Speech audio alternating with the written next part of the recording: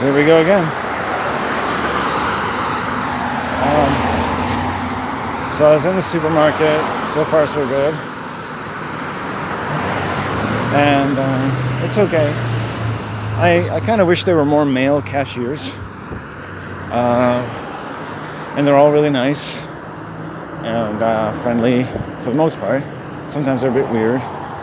And I think they're just cooped up a little too much, actually. I mean, they're in there all day. At least there's windows, and we're talking about the weather. And I say, like, all the trees are nice. And she says, yeah, my favorite time of year. She said, but it's very short-lived. And probably for her, because she's inside every day. It seems like a year goes by through the autumn for me. It's like I go through the cold, the heat, the rain, everything.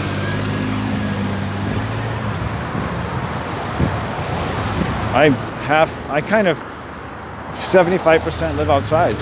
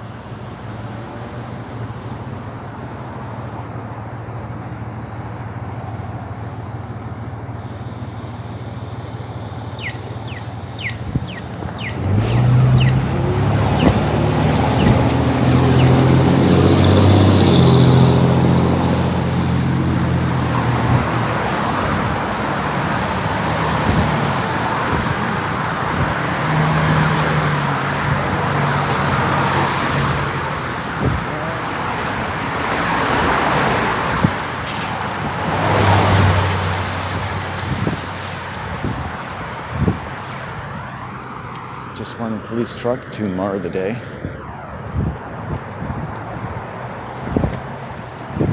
Always has to be a little evil around.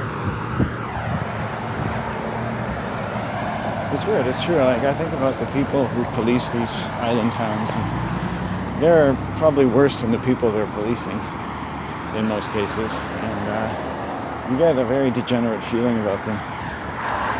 The cop is probably just going to get a coffee by the looks of it.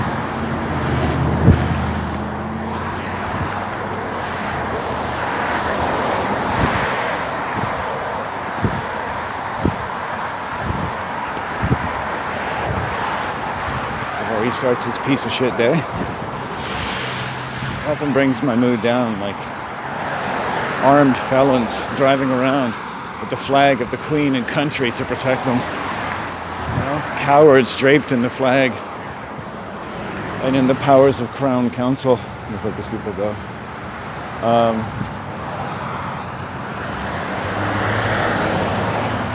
Cowards draped in their Halloween costumes all year long to protect them from a great many things. And it's psychological, right? And it's pathological. They can't do anything about it. When you criticize people, you can't criticize people. I think I reserve, of course, the ability and the necessity to criticize anyone. But people can't be expected to have moral agency about what you're talking about. So the police essentially, like little children, aren't responsible for themselves. That's one. Like women, like little children, aren't responsible for anything they do. They have no moral agency. And that's what I found in my life.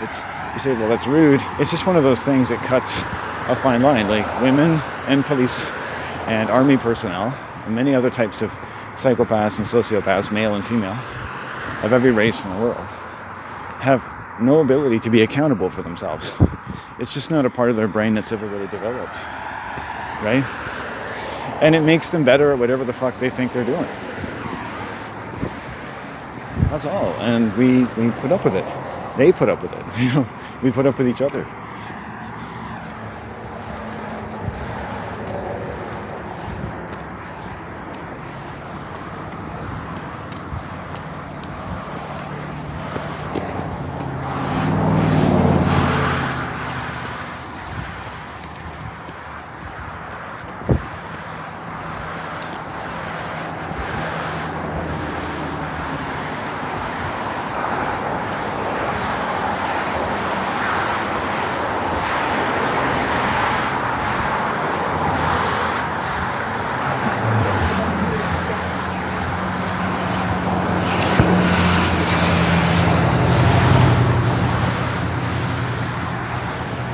I heard like a Spanish song in onomatopoeia. Onomatopoeia. Onomatopoeia.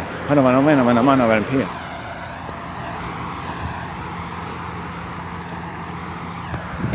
What about Coltrane and No Train?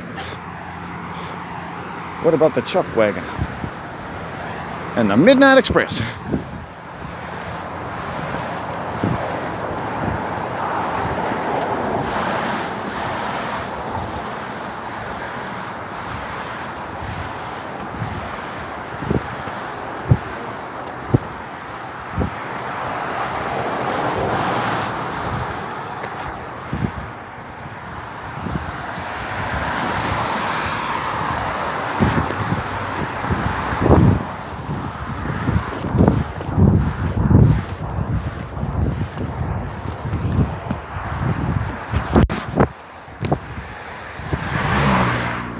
Smells like fresh cut grass.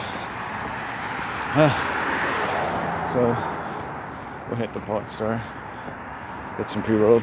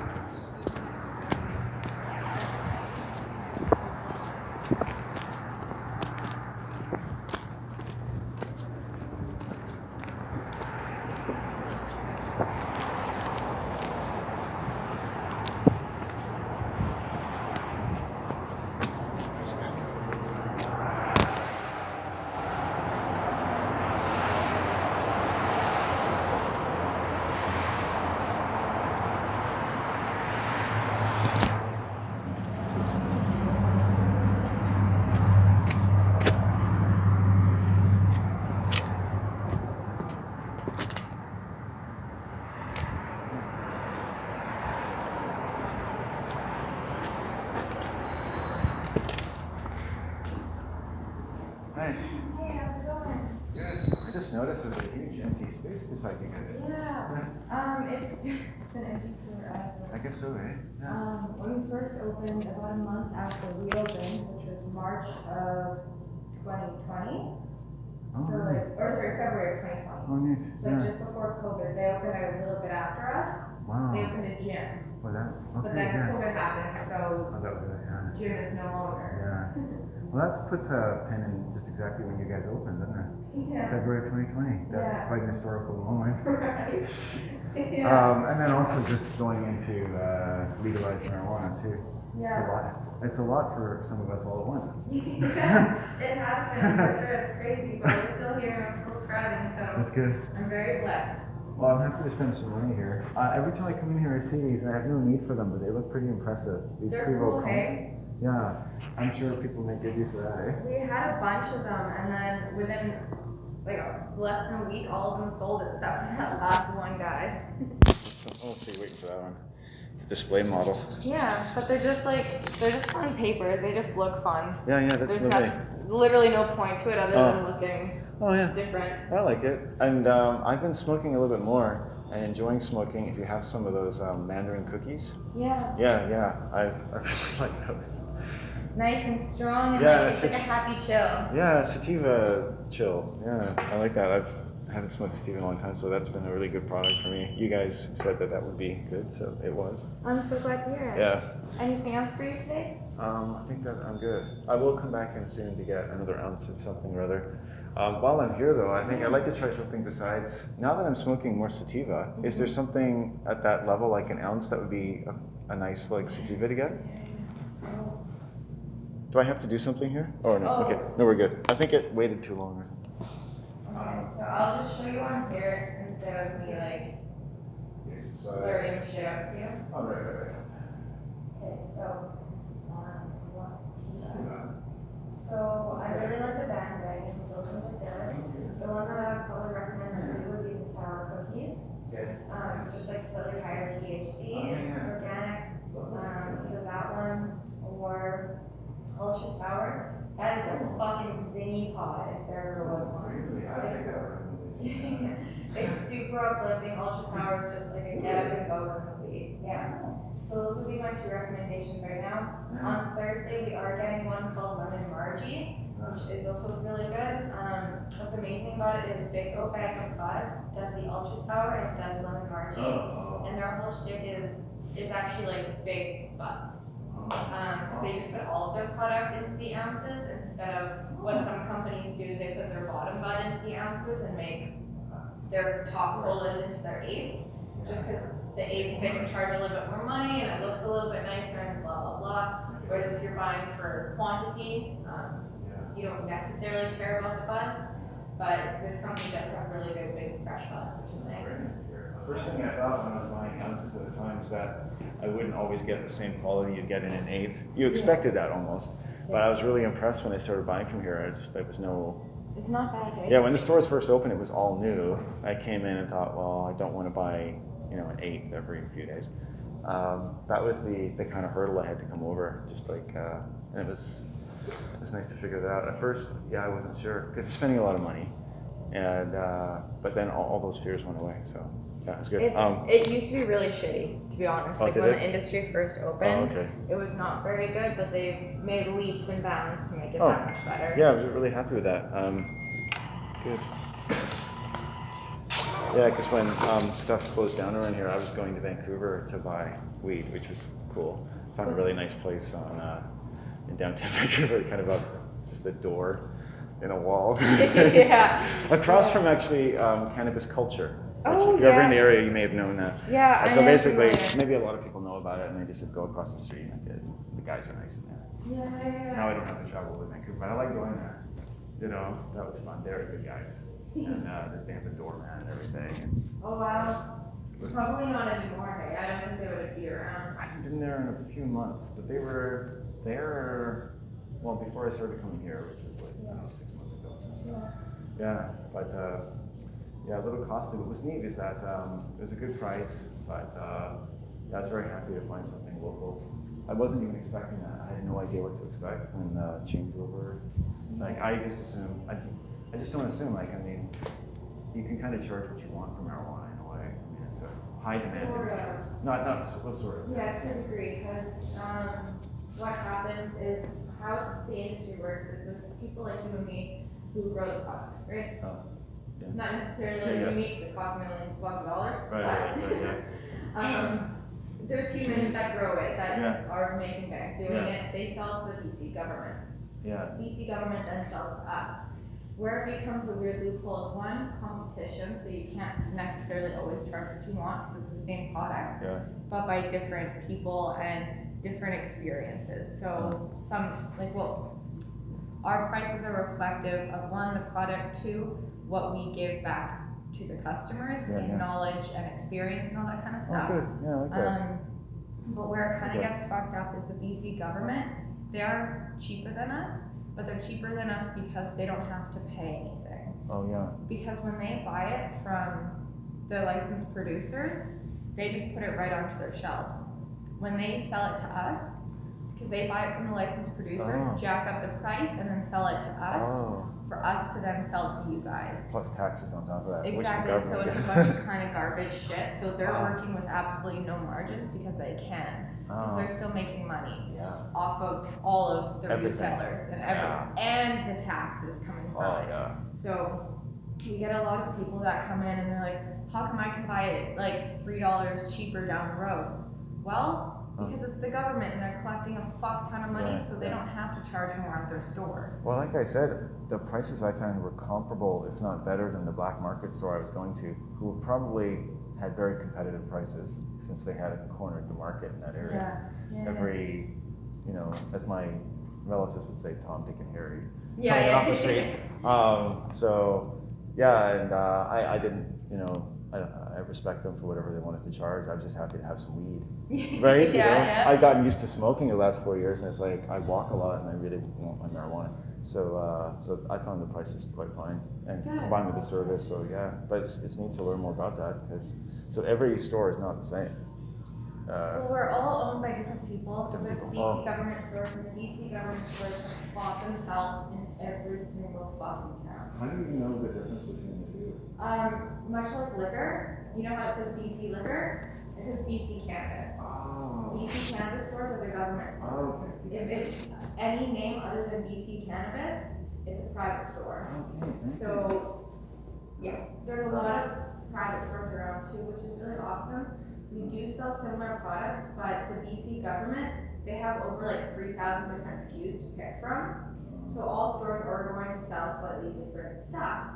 So you're not going to always get the same. Is going to be overlap, but not 100% overlap. And then based on different things, so a lot of different stores don't have display jars out. We've decided to keep display jars out. Especially with COVID, a lot of people have taken them off the shelves because of touching and smelling and stuff. We never decided to do that because we always wanted people to see the bud. The other aspect of it is it's very expensive to put jars on display, because once you put a jar of weed on display, you have to then pay for it from like out of the company. Like you can't just like put it on display and then either sell it or give it to the staff to smoke. It has to be destroyed. So it's been lost right away. Exactly. So any product that you put on display, it's essentially like putting it right in the garbage. I feel like $50, $50. Not necessarily, exactly. 30 or 40 bucks. Mm-hmm. Not necessarily all $50, which is great. But yeah, it's still a lot. So there's a lot of different things that stores will differ from. The store, man. It's nice to learn a little more about it. Yeah, there's a real. It's a really weird industry. Yeah, I've always thought it'd be quite big to dive into from the producer level to the else. Oh yeah. Kept it going before legalization, and now. There's lots of rules and hoops to jump through, that's for sure. And would you say, like, in terms of farming in general, sort of like, weed is quite hard to grow. You have to really know what you're doing. Yeah. Right. It needs lots of water. To grow good weed. Yeah. It's not just lots of water, it's the right nutrients, the right temperature, the right lights. Outdoor weed, okay, you can put a couple plants outside for the summer and let it do its thing. Might not produce the best quality, but it'll still do good because the sun is amazing and does a lot of the good work for it. But if you're growing indoors, you really have to work on a lot of different things. So outdoors, if you get bugs, you might have other bugs to eat those that are around. That's the great thing about being outdoors. So like even if you have a house plant that say has thrips or something like that, put it outside and the outside bugs will eat that. And then you can bring it back inside, if it's the summer, obviously. But cannabis plants it's much the same. So if it's an indoor grow and it gets bugs, you have to then treat it with chemicals, but the Canadian government doesn't allow you to use a lot of chemicals. Really? Which is amazing. A lot of people think that government weed is full of pesticides and chemicals. Yeah, I've heard people say that, yeah. I didn't believe them, but yeah. It's actually so far from true. Yeah. The Canadian government, even for food, like growing food, selling food, growing cannabis, making alcohol, like any of those things, we have some of the strictest regulations. That's nice to know. It's crazy, yeah. I've released some of my own personal regulations over the years. I used to eat like all organic and everything. Yeah. And I slowly kind of, when you live in a small community like that and you've never thought about food, and I immersed myself in it, I think I worked at several different levels of food disorders over the last 10 years, or eating disorders, at a subtle level, because I had to lose control a little bit, but not to be afraid to eat foods that might have some pesticides or might have GMOs and all that stuff. It's like, oh my God, it's like, I still respect people I understand their strong distinctions, but now I'm a little more open-minded as to like different What's sides. happening? Like, you have to, unfortunately, with most things, you have to wait and see what happens to people as far as genetic. I mean, people have been hybridizing things since there's been food, pretty much. Well, bananas, right? Like that's not a real thing. Corn, yeah. Right? So, bananas have really been mixed up that much? Yeah. Really? We used to not be able to eat bananas. Really? Yeah, they weren't an edible source for humans. No way. And yeah, we genetically modified them over decades to be able I didn't know that. Yeah. You think bananas have always been around? Right? Monkeys, but I love bananas. yeah, they're so good. I know. There's a lot of So stuff we made like them. that. Yeah. Wow. There's a lot of stuff like that. Like it's not necessarily a bad thing. Like GMOs have also stopped us from getting a lot of diseases and bad things too, right? Like there's bad and good stigmas about it all. And obviously the food industry is not the best. there's a lot of waste, there is still a lot of bullshit, there's like, if you have Netflix, I highly recommend watching a documentary called Rotten. It's like a docu-series. It's so good. It's not just like one giant movie, it's a bunch of little series. I haven't watched a documentary in a long time. It's about different food industries and how it affects the rest of the world. Because like we as Canadian, like Westerners, we don't see a lot of the bullshit that goes on in other countries where avocados are from, where chocolate is from, where coffee is from, you know? Chocolate, coffee, all that stuff. So it kind of dives deep into like where, Good, I'll enjoy that. Yeah, something hard hitting, that's really important. I eat a lot of chocolate and a lot of coffee. right? And the going branding and buzzing around most of the areas that we buy these things is that there's a lot of fair trade sort of stuff going on. Which is amazing. But I'd rather delve a little deeper and see what's such a huge industry. The whole world. Like, just think about like the basic chocolate. Yes, there's a lot of fair trade, which is amazing. But the one that's are consumed by the masses, so like Lindor chocolates or Cadbury or whatever, you know? Yeah. Oh, good. I'll enjoy that. Thank you. I actually haven't very much to watch on Netflix for a while. There you go. That's Yeah, it's a good one. It kind of makes you feel shitty, but. And there's a lot of food waste. That's something I've watched. Yeah. People that eat food. But that's lots of things that I think about that. Yeah, I don't eat a lot of meat. That's the one thing. I still like meats and stuff, but there's things I just limit. But it's because I see the effect it has on me. I don't think about why it's having an effect. I don't think it's wrong. I just think that that's the way it affects me. I sometimes just get like a not nice feeling in my head. That's why I really can't see. Oh, just get it in your head. Yeah, like I just get a feeling. I'll even get like with a dry mouth or I won't sleep as well. Yeah. Maybe less spaghetti or whatever, stuff like that. Yeah. I still like it. I just love it, and I'm fine. Yeah. It's not just a portion control. Well, everything in moderation is the whole saying, right? I think it's interesting. People talk about food, but it says as much about your own body, how something's affecting you, like weed or something. I ran into a lady who said she smoked. She didn't like weed, and that's fair. And I don't want to disrespect her, but she'd had one experience smoking weed with people, and said that she basically had a lot of paranoia, and she what she said was quite remarkable, but I won't repeat it. But and then that was it for her. And she was someone who had a lot of food control in her life. I could see that. A lot of, and it was cool. I've lived around people like that, and it can feel a bit harsh on the outside looking in, because I can hang out with someone like that, they'll try to micromanage everything.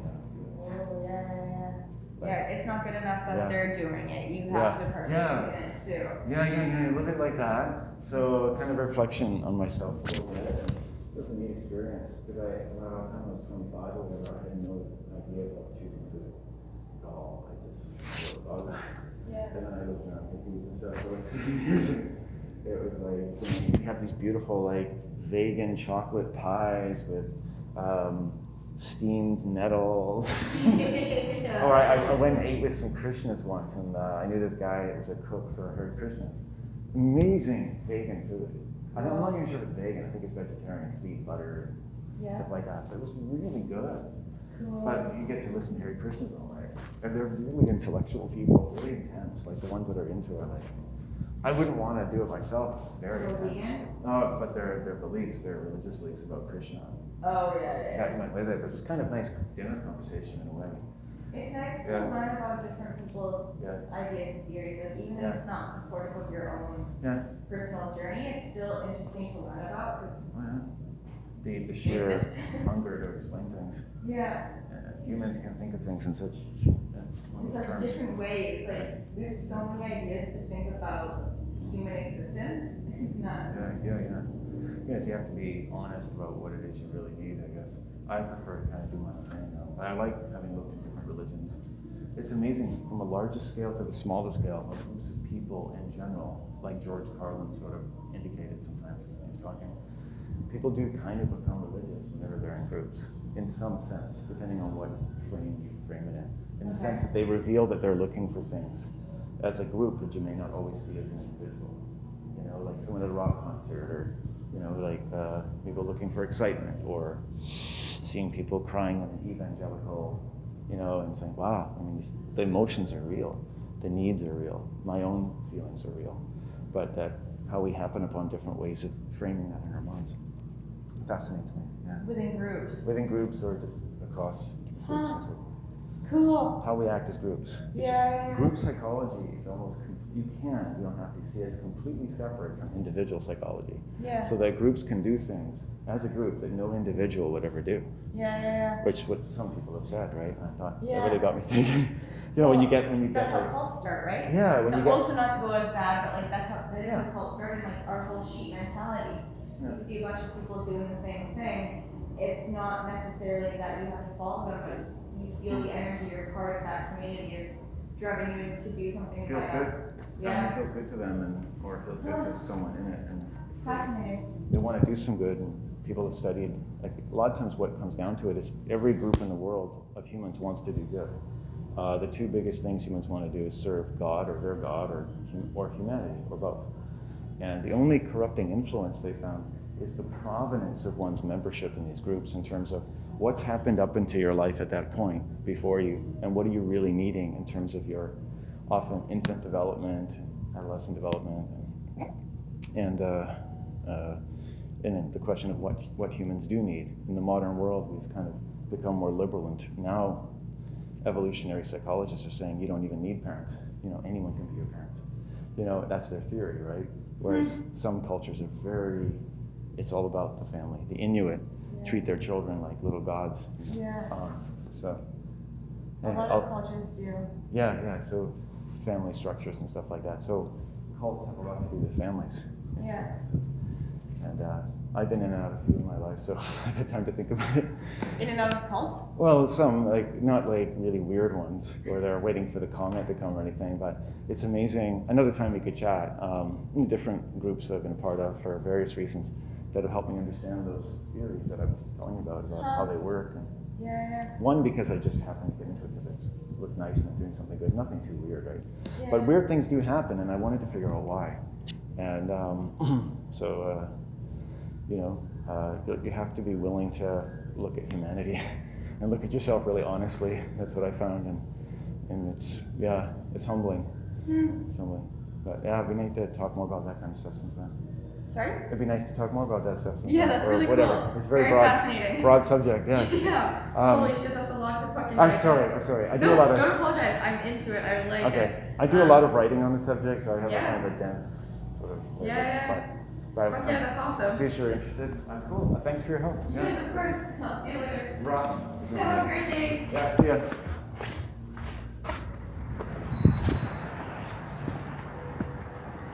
Hello. Hey.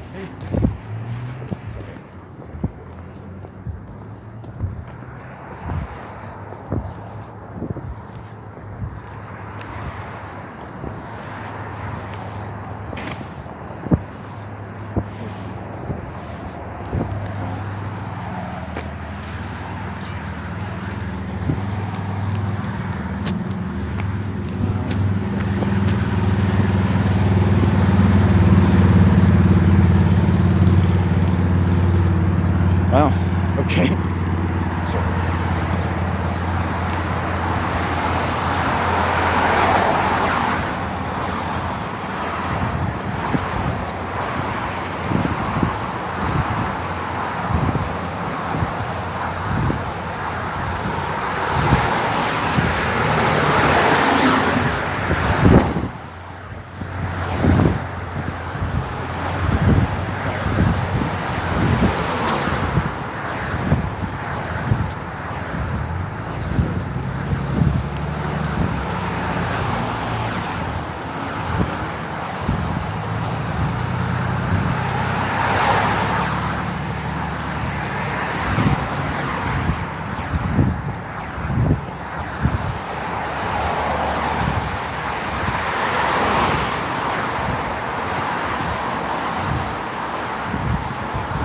She's a nice girl.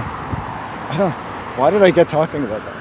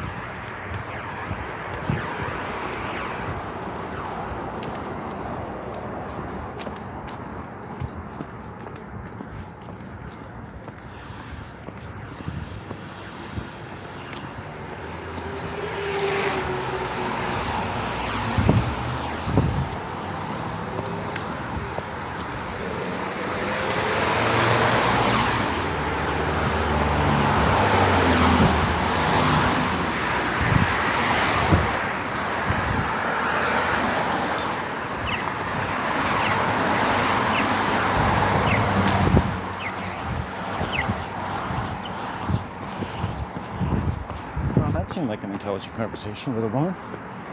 Giselle. With Giselle.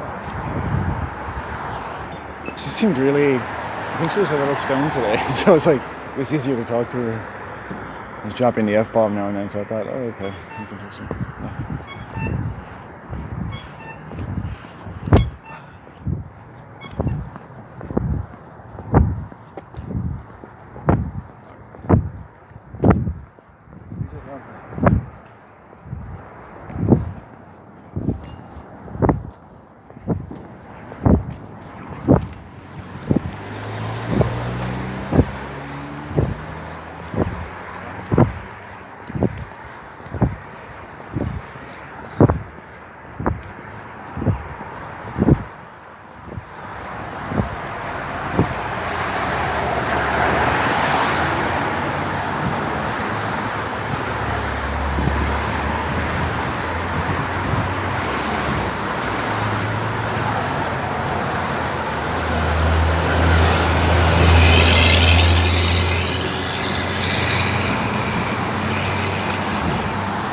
That lady really solved a lot of intellectual issues for me. She really has a lot of good things to communicate. She was talking about food, the government, how the Canadian government's actually pretty good about pesticides. It's a good way of explaining things. She's very smart, extremely smart. Wow.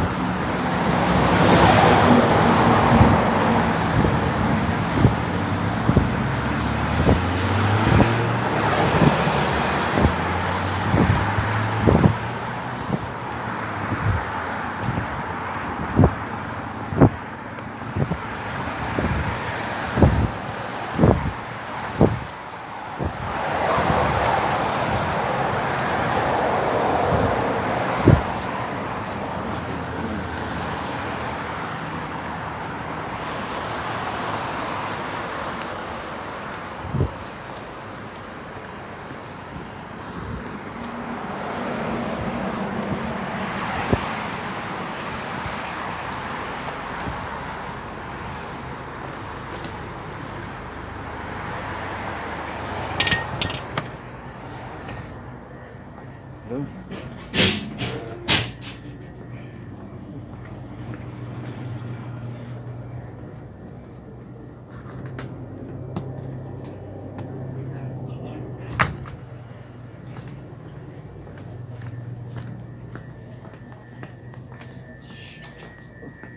I think people walk up with their pins. Hello, Sean. Hey. Hey, how are you? Good, thank you. How you doing? I'm good. Thank you. Did you walk up with their pins? Your what? Pins? Pens. Oh, pens. No, no. I don't think Walk I up- could. I don't think I've done that yet. I had to order some because someone keeps stealing our pens. Oh, wow. No, I used to always carry pens on me, but I don't anymore. So I have no need of them. I carry this instead. Smart. But yeah, that's an interesting little problem for sure. Yeah. So otherwise, how are they going to do their lottery stuff? Yeah. Yeah, I don't know what's going on. They just disappear on us. We're going to have a camera trained right on this area. Yeah. Yeah. Thank you very much, as always. Yeah. Have a great day. So to you. It's a lovely day out there. Yeah. Yeah. Such a lovely day. Yeah.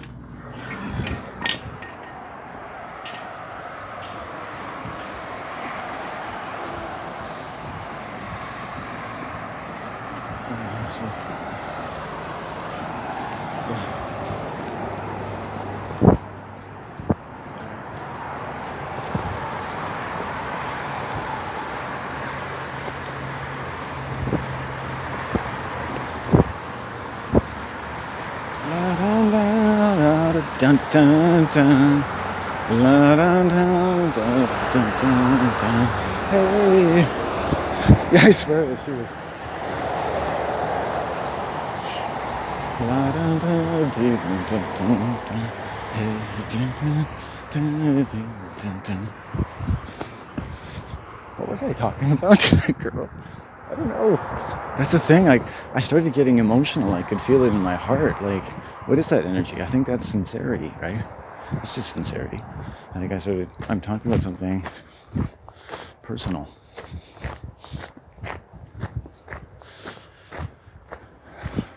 Yeah.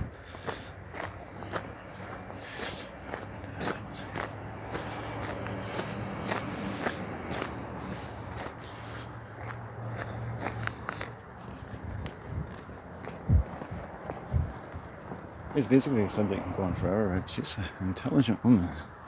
Look at that. And for some reason I said we'll talk about it some more sometime. I just thought it's such an interesting thing to talk about. But then when I think about it, like, it's a doorway to talking about a lot of really difficult things.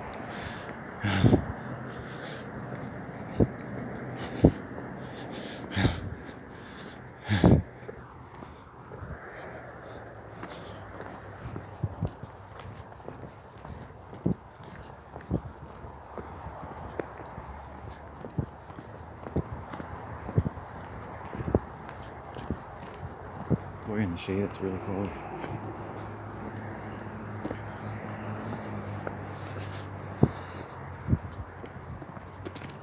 Oh, baby. Oh, sweet baby.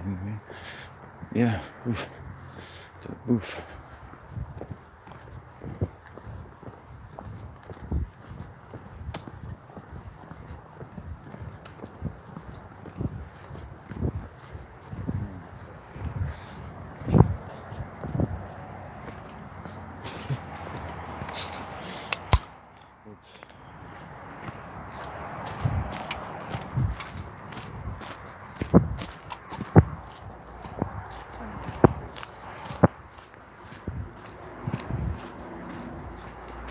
It's shows that.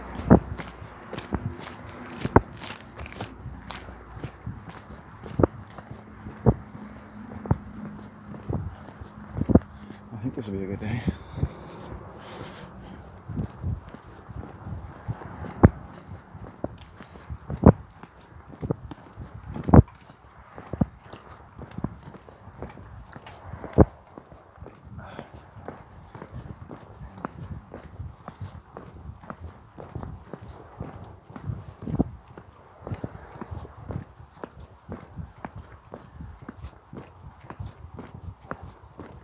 I need some song. I mean, a lot of guys would probably be very happy that I hardly ever say things that people listen to. I found something in that lady today. Something inside me just reached out to and talked about weird shit. I hate that about me. Whenever I used to talk that way around my dad, he used to abuse me physically. Because it stirs a lot of emotion in the heart.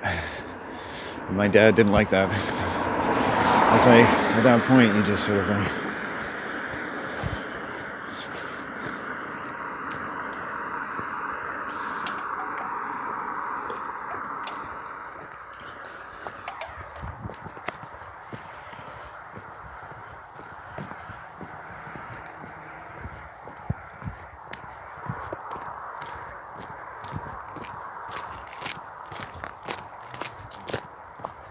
But that's talking, that's a conversation.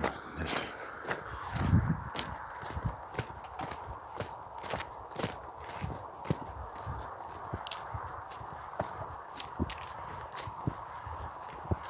It's an interesting point of view.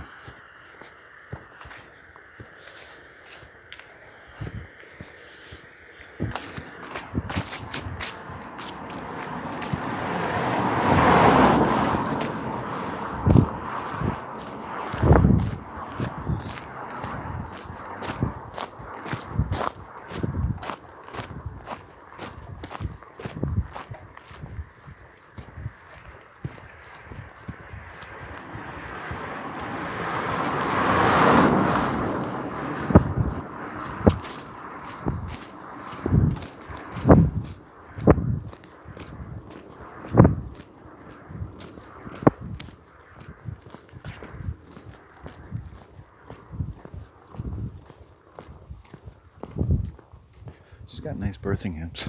You can see that on her.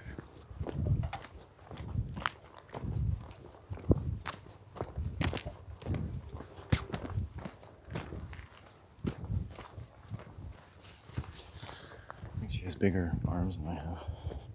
Probably bigger boobs. I've never seen her, like today she was more emotionally vulnerable. You know? Yeah, it was neat.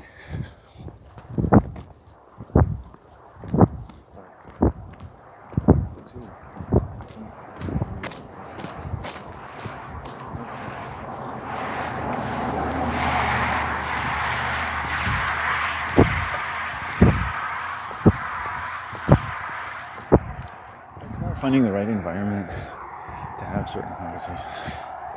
That in that conversation is my whole life, right? That's why I don't want to be too much for that girl. It's like, I've dedicated my whole life to these things since I was born, since before I was born.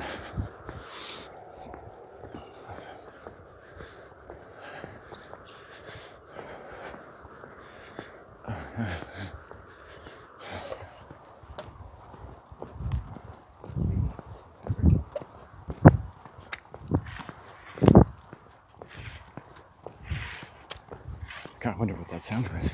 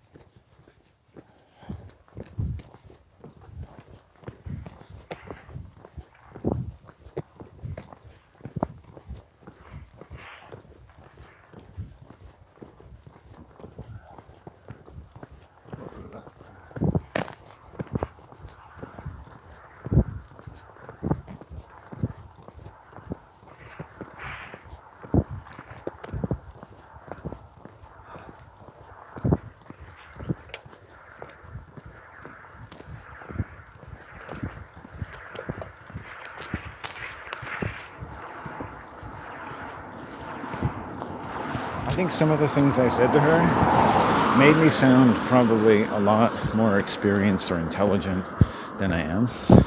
That's my biggest fear. You know, if we had more time to talk. Because I sort of always wait for people to figure out that I'm a loser. And then that's pretty much the end of the relationship. But, you know, to keep someone interested enough in ideas that they don't care, or not to keep them, but that they should be as interested in ideas as they are in any other part of my life.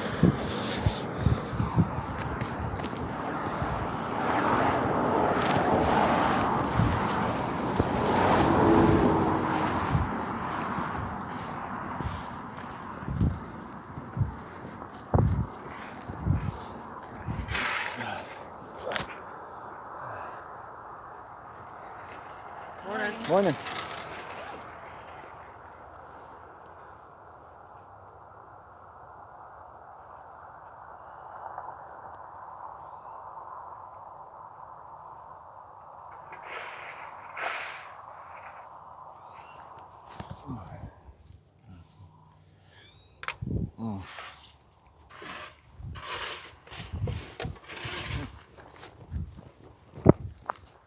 I really came to the right pot story.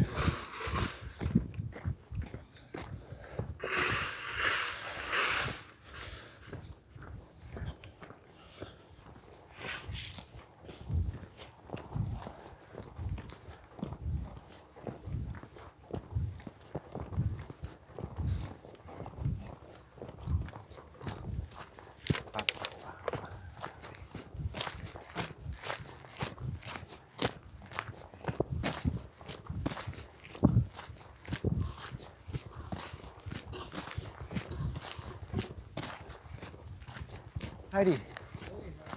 Good, thanks.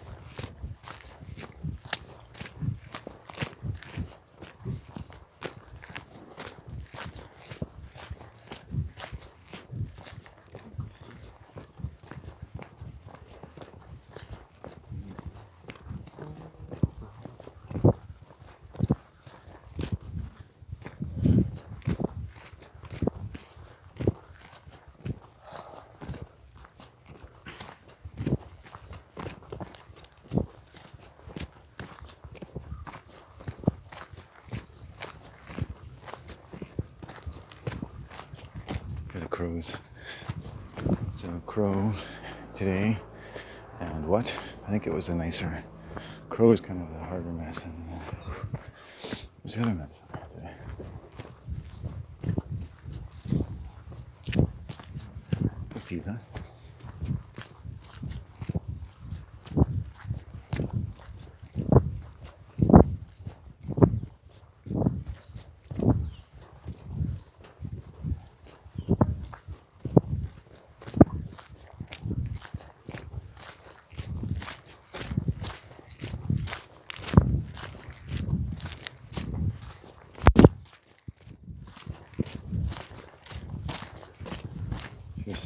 food in Canada, Canada puts very stringent controls on pesticides for food grown in Canada, including marijuana.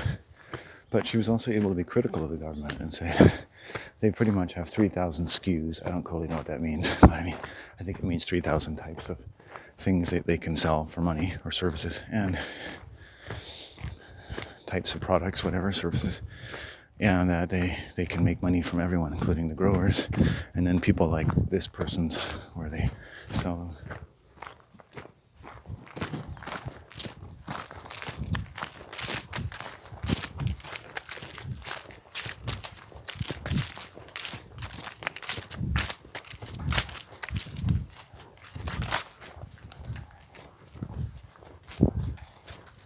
Oh, should be a good day.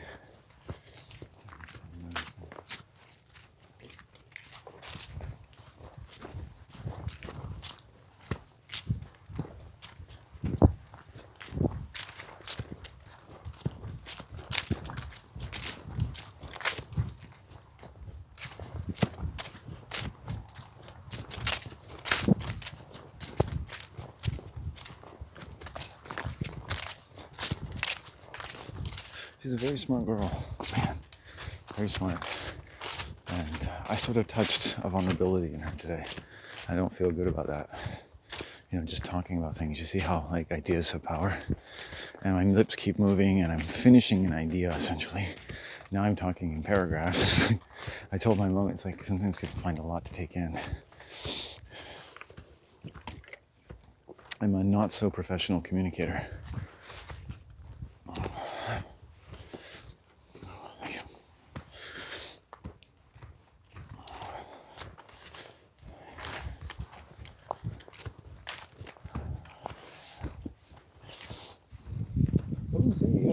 That's like the first intelligent conversation I've had with a female in a long time, maybe my entire life. And I think if we were hanging out somewhere, maybe at her place on the couch, or in the living room, that conversation would have been interesting to see where it went, in terms of maybe just evanescing, because her heart was stimulated at that point. My heart was stimulated. I had emotions about what I was talking about. I had strong feelings, and it's pleasant to see that she had strong feelings too. She's not a robot. Now you see sociopaths, they don't get those feelings. Or if I talk about such things, they get angry. It creates a force inside of them. And I realize that the feelings are deep. I talked about, ideas should have deep roots. So as I'm talking to her, I'm drawing from my roots. Every time I take an air.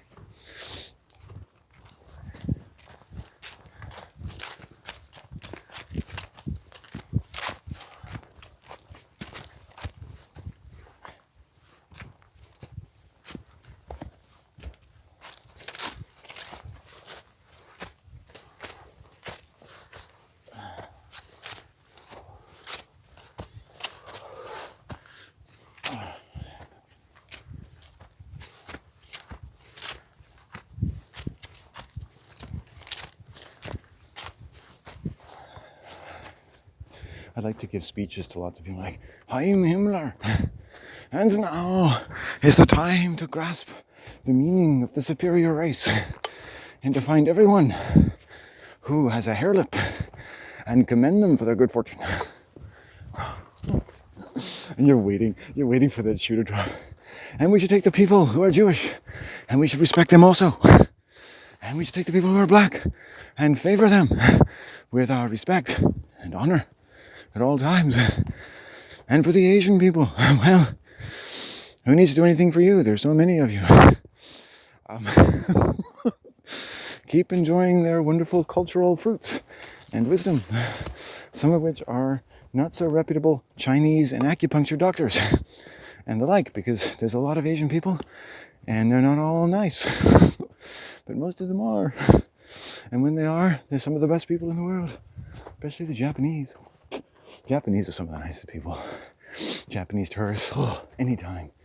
I've walked along the shores. I'm never more calm and in a serene mood and uninterrupted than I am when I see Asian tourists of various ages. They're such fucking peaceful people. It's amazing. I mean, they put us all to shame. They really do. Their young girls are still feminine, right? They have some kind of, we're missing that, man.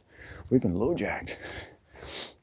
And it's not like you have to become Japanese. It's just, that's why you learn from people. Like, there are people who live in Japan, they learn the language, but what I'd like to learn is how you become the way you are. That your people are so peaceful and elegant. And if only in their style of address to me in public. Because there's a lot of sincerity to that.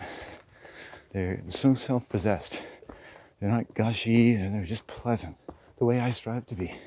As I walk around like, hello, hello, you know, sushi, sushi, sushi. Go to Japan and be like, sushi. You're a tourist, aren't you? Let me help you. I knew a guy that went to eat somewhere with, they were interacting with someone, I guess, who was part of a local mafia, and they treated him really well. Like, he was a really nice guy. It's like, I know, that's his story. Men like to tell stories like that. I've met so many men in my life who like to say they met members of the mafia in their various regions. It's like, I guess it's a great man story. Like, hey man, I was at a table tennis tournament and I sat next to a guy who was from the mafia, and I accidentally touched his hand because I thought he was a girl, and he's like, dude, do you know who I am? And I'm like, no. And he's like, okay, well, ask this guy, because, you know, that could have really been something there, my man. And the guy told me that he was Al Capone's transsexual double-jointed granddaughter. I'm not kidding. So I went back and touched other parts of her body as well to see if they were still real. And then they said they were going to kill me, but it gave her so much pleasure. So I became her concubine for about 17 years. Dude, this isn't a man story. This is, you lost and became raped for 17 years. It's like, no, man, but I got to know the mafia, you know? Got to know what she likes.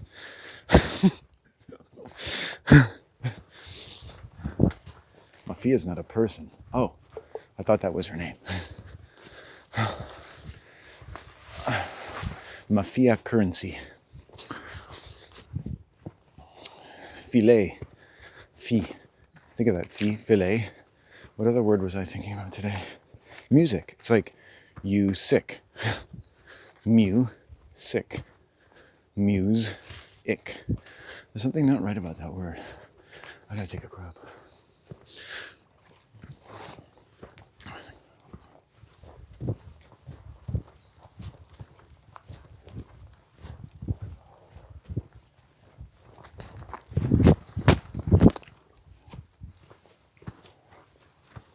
I'll say this, you're very, not my, no, it's complete, unless a wonderful person. You know, there's a very good critical. She seemed like, you know, she could have a moderating influence over my thoughts, which is what I want from a woman, you know? Someone who's a moderating influence. Someone who could understand my fire, but has a moderating influence, you know? You know, because I'm very passionate in my way.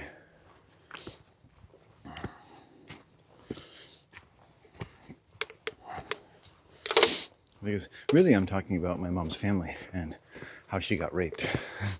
You know, so I don't want to talk about that. So people do weird things when they're in cults. People do weird things when they're trying to serve the Lord, because of lots of other provenance to their membership in that kind of society, or that micro society, or that alternative society, or that society of society, a franchise of collective biblical torture. See, now don't talk like that to people. I realize, you know, talking to Giselle, that the way I talk to myself and on camera is not the way I should talk to human beings. I would never want to hurt them. That's why I don't talk. I should stop talking. Shh, be quiet. I gotta take a crap. You crap, you don't talk. Use your other mouth. Okay. I will use my other mouth. I think Asians are the only people you can be racist to and nobody minds. Because like when I was young, we'd watch Asian movies, right? So we'd mimic them like, oh yeah, little things like that, right? We didn't think we were racist, but you know, if you don't know, even have any Asian friends, and all you know is from movies, you're pretty much automatically a racist in advance. So it's their fault, really. Japanese movie makers have turned me into a racist. It's not my fault. Like every other white man, I'm not accountable for my own beliefs. It's always somebody else's fault. Perfect. Now I'm a card-carrying white privileged male. I feel better about myself already. It's like I finally know who I really am. Exactly what white females think of me. It's not a burden, it's a relief. It's like coming to the Lord and licking him from crevice to crack. Right? And then singing like Jesus does when he gets a little back. Give me a little back, Landon. Give me a little from crevice to crack. I'm actually crapping my pants right now. I'm looking for a place to take a shit. This happens so often, I'm gonna have to start wearing diapers.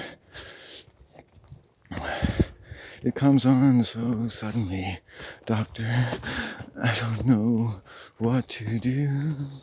It comes suddenly, my number 2.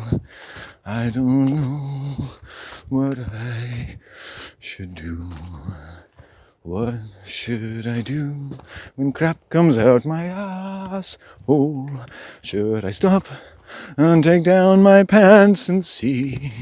Or should I close my eyes and hope against creation? Should I keep faith instead of excrement? Cremating the last of my underwear. Cremating my good time. Don't ruin your own good time, Lennon. Fuck. Well, show me a place to take a shit and I'll go there. Nature, she's usually quite good to me. This is for hurting Giselle's feelings. It's a curse on me. Hope he craps his pants, somebody said. And now it's coming true. A witch. Aha. She's looking to her crystal ball. Aha. I see. He's dumping another load into himself. My plan is almost complete. Next, I'll have somebody watch him closely with a telephoto lens and publish pictures of him crapping himself on the internet, complete with headlines like, "Local man shits himself and thinks nobody's watching." Holy fuck, I gotta... Okay. This is the absolute worst place to have to go to crap, so... Fuck nature. Fuck nature, man.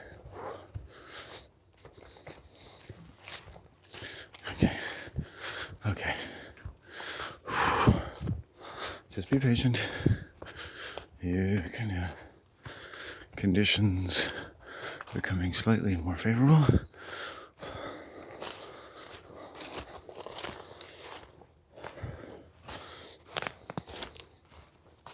What you have to do this location is get really far off the trail because it's a very thin forest, meaning people could probably see you. So it means you take more risk of getting lost.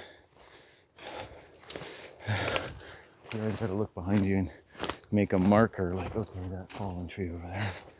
Marker, fallen tree, take a left at the fallen tree. Okay.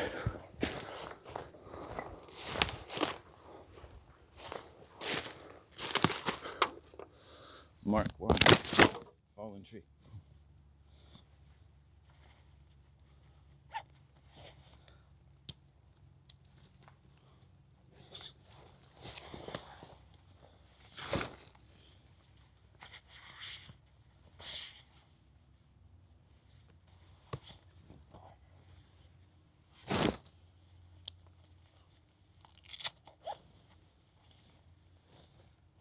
Oh, not too bad. I just got crap falling down my ass, that's all. Oh. Okay. Curious people want to know. It's like the Inquirer. It's like you're waiting there at the supermarket line and you see a picture of some guy crapping on himself. And we're like, finally, something interesting to look at. It's not just J-Lo and somebody having another marriage. Oh, good. Lots of moss. You know, when you crap yourself, everyone should be so lucky to find a bunch of moss beside them because that literally is the best thing for you. It'll clean that asshole right up and disinfect it.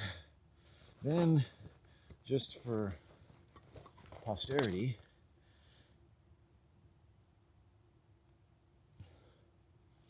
we take out a little of the biblical Corinthians.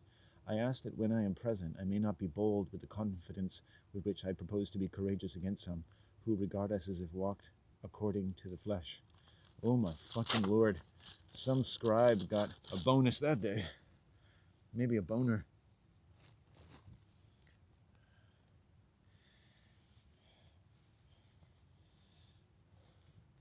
When you crap your pants, dinner, and you learn to fly, when you crap your pants again, you'll know exactly what I mean.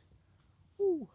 When you're in the woods and you crap your pants and you use that moss that you've got right there to wipe your ass. That really is the best thing to crap yourself is moss, lots of moss. Kate Moss, you know. I wish I was with Kate Moss and I could wipe my ass with her moss. Imagine wiping your ass with a girl's moss. Wiping your ass with your girlfriend's hair. You're camping, I'm like, I didn't have anything else.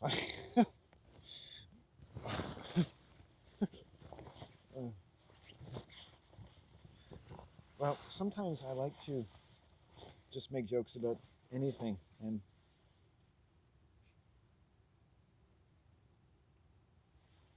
everything you hear out here could be a bear, so it's like, you get pretty, wow.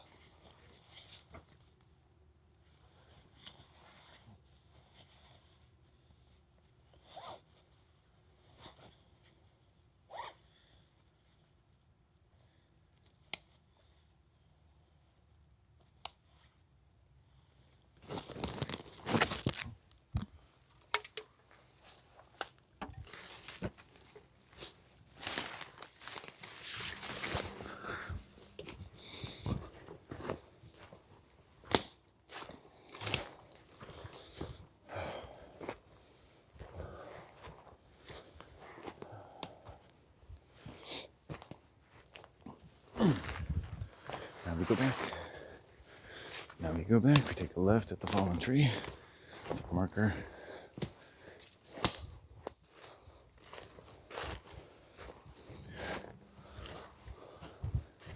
And almost back.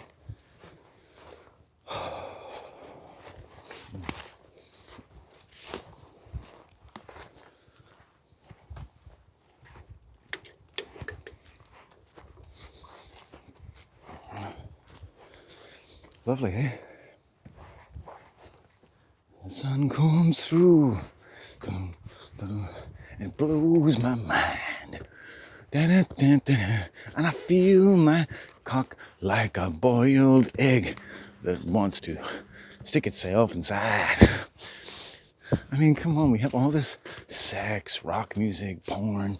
Everyone between the age of 10 and 100 wants to fuck something every day or be fucked by something. Wants to abuse and be abused. So why can't I talk about penises and vaginas? You know, all like ancient primeval religions, it's penises and vaginas everywhere. Tits, ass, penis, vaginas. Their sacred life was our porn. You know? You want to go fucking whack off, go see like some of the shit that people were doing in the Neolithic. You know, I know a lot of this shit is made up anthropology, just like Carlos Castaneda, but I don't mind the belief that people used to be a lot more creative with the meaning and value and utility and pleasure and other measures of great knowledge, if only the knowledge of what we speak to ourselves and each other in the quiet of our inebriate agonies and hungers as they share and spread their fingers and limbs like hungry trees all over the world, as far down as they can go and as high as they can go. Why should our minds be criticized in every religious sense that we do that? And every criminal and every crank and every person in creation is doing that. That's why you have legs to begin with, so you can run like the fucking deer. That's why you have, you know, parietal lobes and shit, so you can fly like the fucking eagle. I mean, there's a mythology to our fucking body. It's not just astrology. There's a fucking mythology to the celestial biology of man, and the mother of man, and the child of man and woman. Do I stutter? I like it when I get going. I mean, in a sense, I'm talking more about it than really doing it. But I realized like nothing that I read across every subject was enough to comprehend and frame what I needed to know to satisfy my deepest agonies and hungers. And I am a traumatized person because I'm someone whose intelligence allows him to reflect as the brain as often wants or needs to upon all the pains I've ever experienced. I can think of 5-second conversation with a sexual predator when I was 35 over and over all morning long and how much it creeped me out. And at some point, you might actually figure out something else you've never realized about that and about why they're behaving precisely that way at that moment. And it's like a murder mystery, right? And your brain keeps it around for you. Isn't it good? Some sense that your brain keeps pain around. But then some people just drink. You know? So what you need, what everything needs to grow is time. Right? That's the essence of everything. So you want to heal, you need time, don't you? The biggest thing anyone had said to me is like, Landon, take your time and heal. Those are the most beautiful words I've ever heard. And they were, albeit from a female. It was the nicest thing anyone ever said to me. Landon, take your time and heal. You know, they didn't say this, but they could have said, you're a great artist, an amazing man, and you're already a gift to the world as it is. You don't have to do anything else. I would say, thank you, mommy. People will probably cringe if they think of some son growing up and their mother just saying, you're a gift to the world. You can do no wrong, son.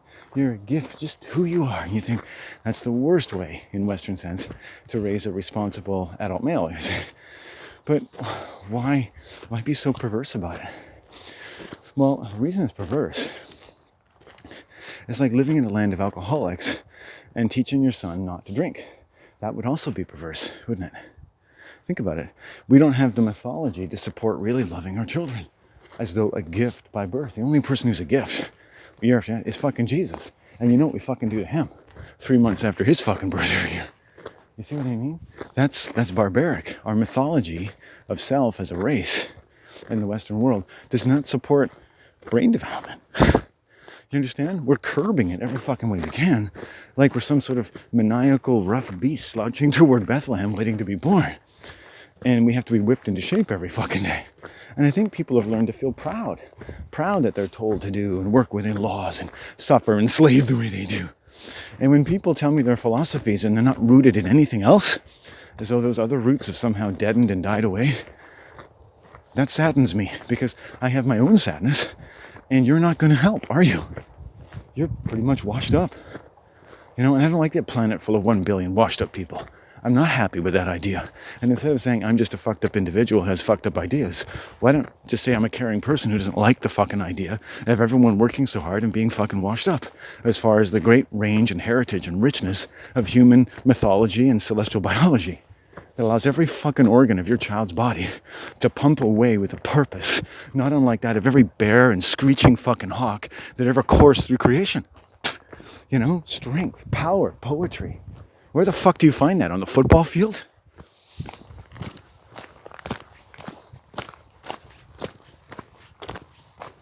Sorry, I got going again. gotta rein myself in. At least I'm not saying I hate women today. Although I do.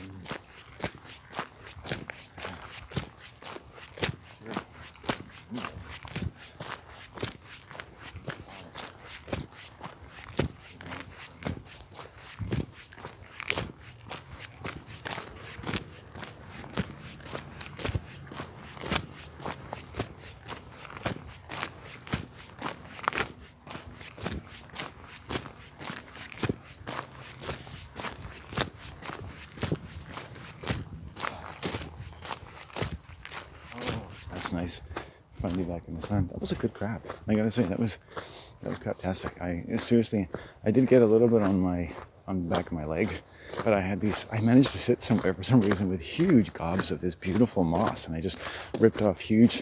It's like having like half a roll of toilet paper in your hand and just rubbing this beautiful wet moss over your asshole, just taking everything away. It was so beautiful. Nature's so good to me. Hey? So here I was saying, nature, I'm mad that I don't have a place to crap, and then I found a perfect place to crap. It took a certain bit amount of my own effort, right? When I found it, a good place to clean myself up, and then get on my way. That is a good crap, A little soft, but they've been on the softer side, That's why they're not sort of holding in my ass as well. They're slipping out a little bit, Because they're well lubricated. There's a lot of it too, so it's like it's kind of bursting at the seams. I'm sorry.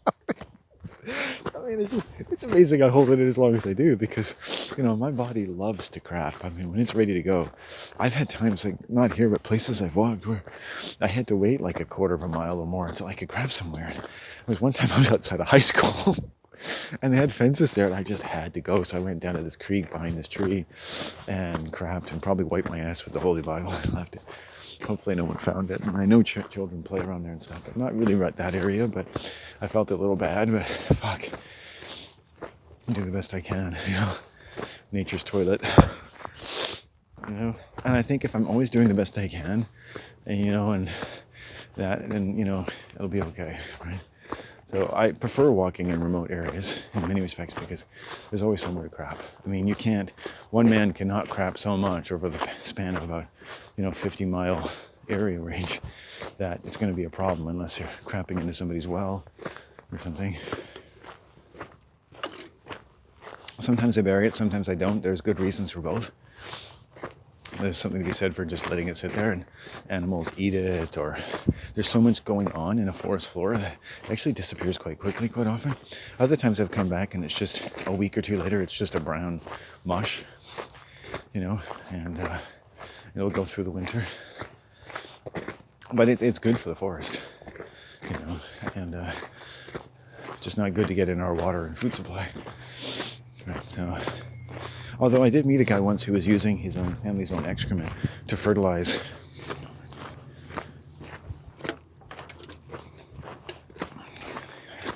Oh, she told me I wouldn't say what she said. She got quite paranoid.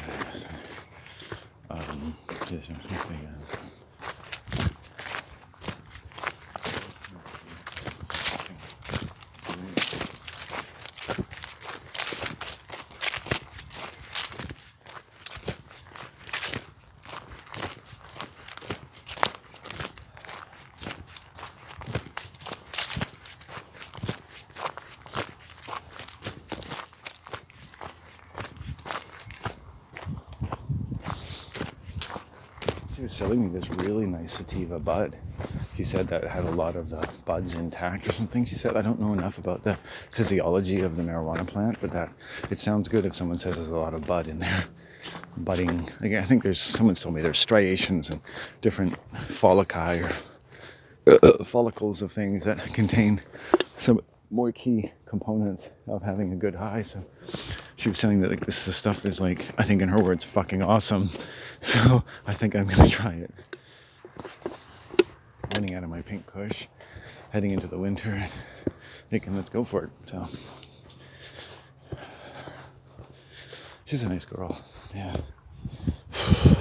It's weird. I'm not used to talking to humans, let alone girls. And, if I get talking, people, like sociopathic people will sort of just they'll file away that, oh, he's smart.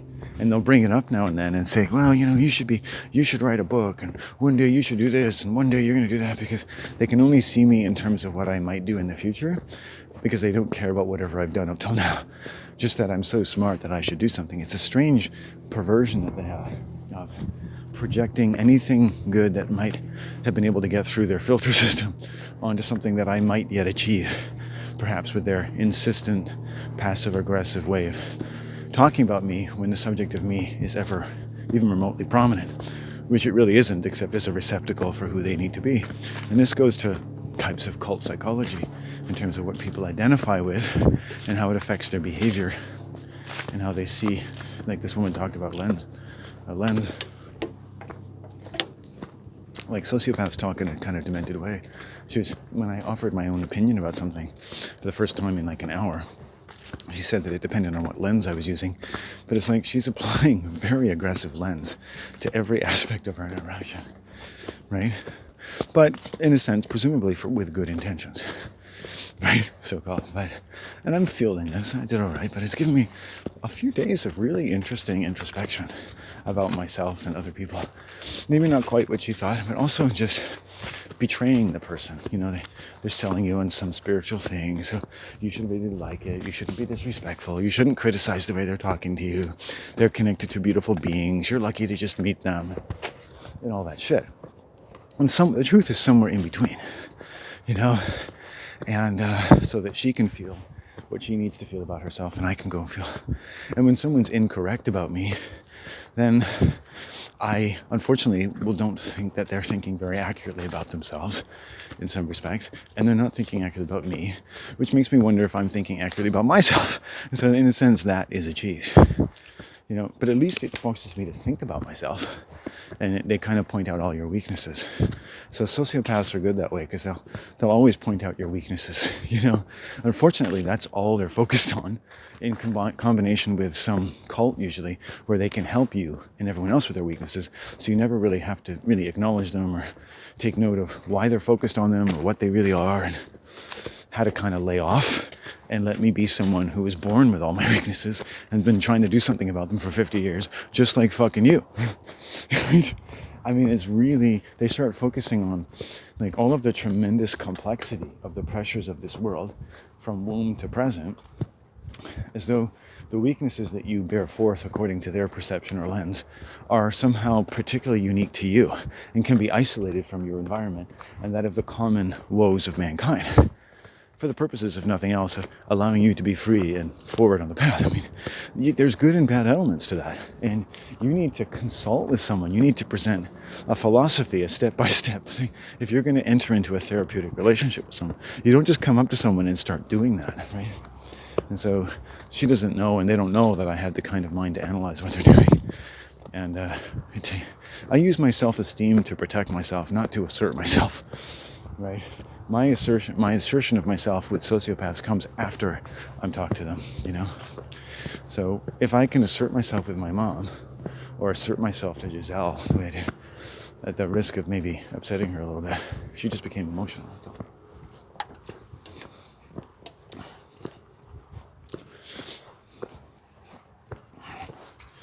Complex for some, then it's complex for others. It's always an important thing.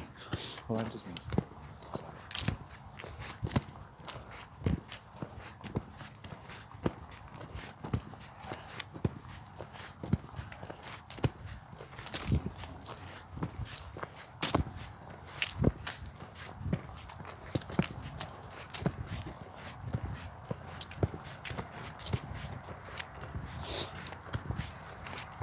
I don't know what it was. I do. I think I've introduced more times. I love the idea of a little bit even in my pictures of allowing it to itself.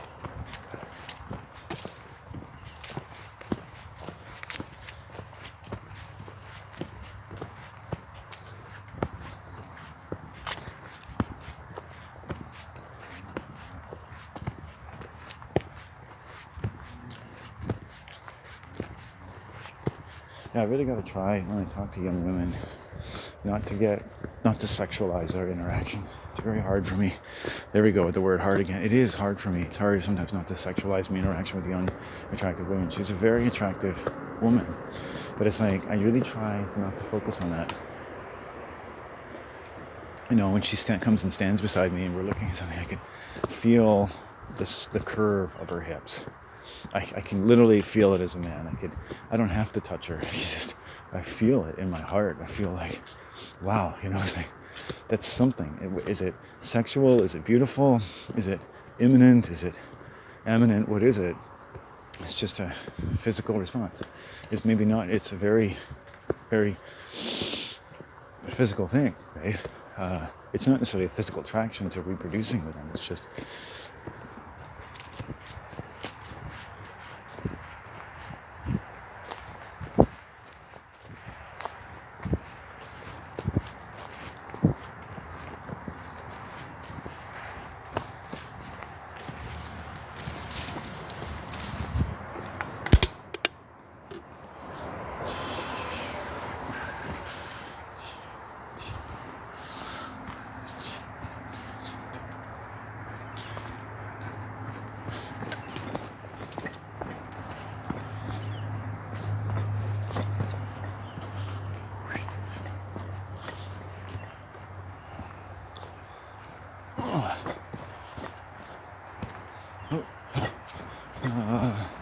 and we're there.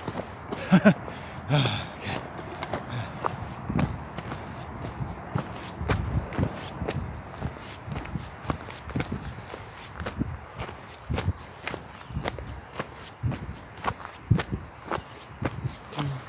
Dun, dun, dun.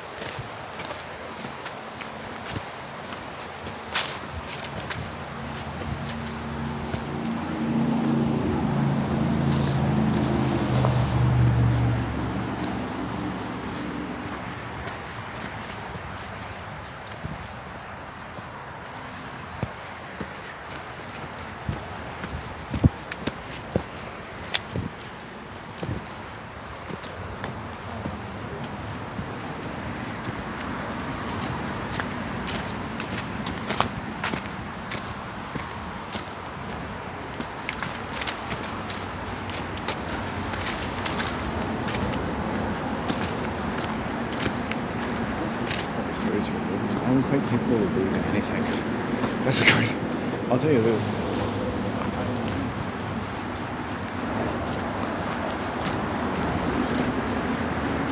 It's like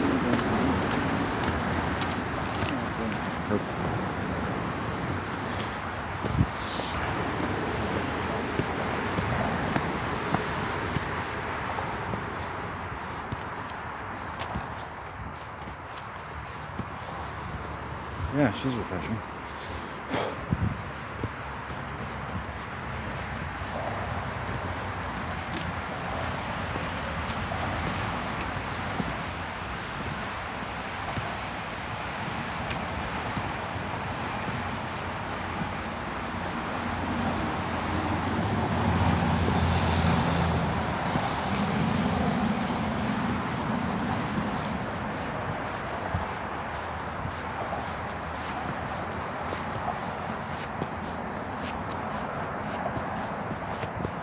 Oh, it's a good day to find my walking stick down here that I left. It's good practice to see if you can put a pin in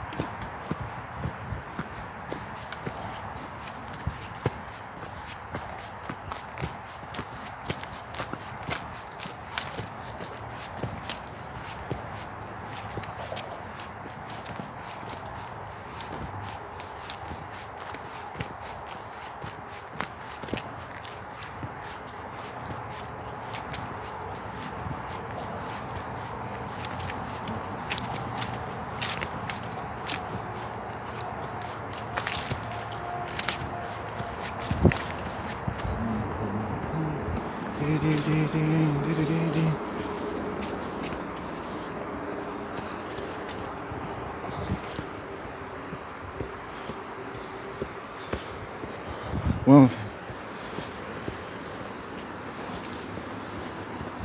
an example of what I'm talking about? Let me try. Well, my life is an example. I offer myself as an example. Yeah.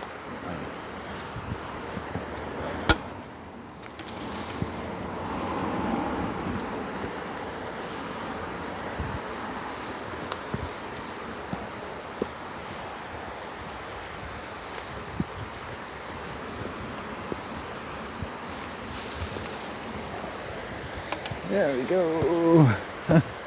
Yeah. So people aren't what they seem, at least what they think they are. And the more they sell themselves, the more their sense of identity is generated by any kind of cult psychology, the less they're going to seem like what you think they are. And believing in what they tell you they are becomes essential to getting the value they often claim they can offer you.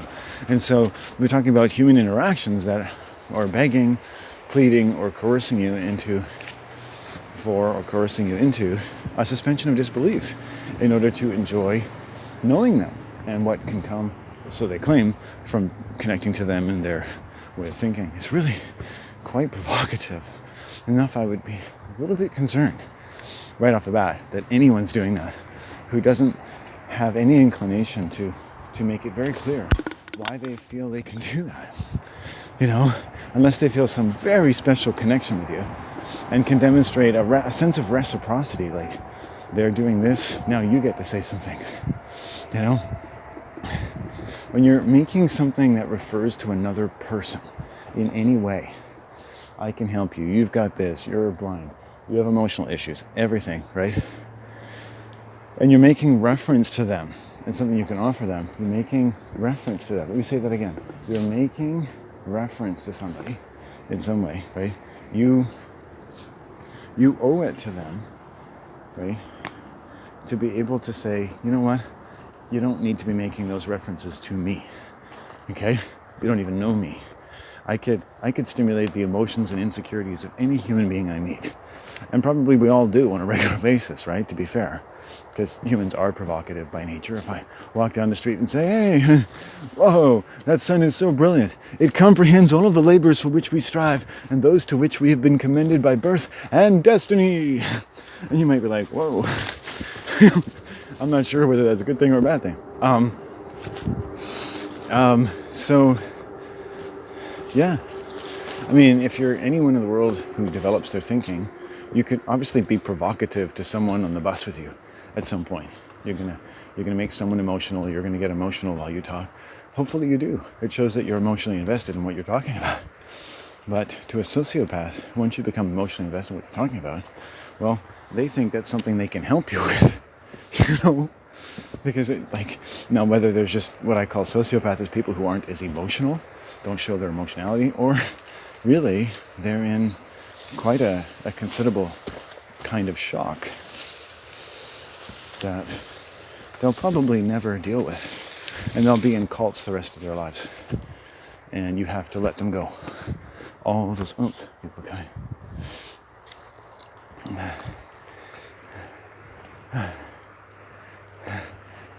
Hey ho. I'm just gonna wait here, sir. I'm happy to wait here if you want. Yep.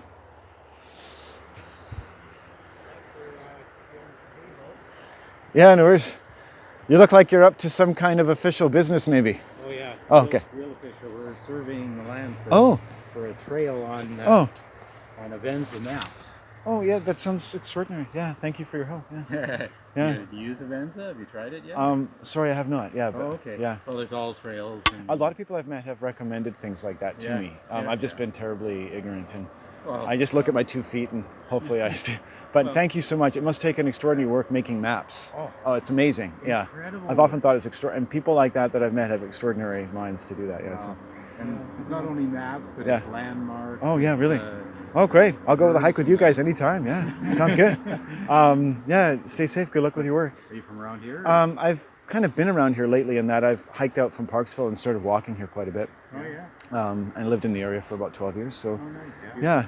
I've never done this side of the river. Oh, yeah. Under the bridge. Yeah. It's new to me too. Have you been across the trestle? No, a lot of people do. I don't have quite the nervous constitution to do that. I'm happy to tell people, but I have at times when someone gives me a little pep talk. Yeah. You know, older gentlemen usually say, "You can do it." Well, the sad thing is, yeah. the E&N Railway's been defunct for 10 years Yeah, now, right. and ultimately the potential hazards to humanity will be either taken down or made inaccessible. Okay, yeah. Some of them already, there's been some suicides off one down by Victoria. And, okay. there's a movement to get rid of it. Okay, yeah. But hey, there's also a movement to restore the railway. So. Yeah. I mean, I've used them at times, and I think they're beautiful. I would let the people who know make the ultimate decision, like, you know, whatever you guys want to do. But At the yeah, very least, keep it the land as a trail. yeah, I like that. Like the whole, I've always thought if you could keep it as a way that people could move along and travel in beautiful surroundings, that's a good way to go. Horse, carriage. Yeah, I've often thought, though this isn't practical, is people maybe, you know, engineers kind of making stuff like, you know, interesting little vehicles that could ride on the tracks, but that would assume the tracks are in good repair if you do that. And then Yeah. you pass people. And Exactly. So, but what do you carry in your hand there? oh, I'm just trying to get through. The other hand. This is a yerba mate.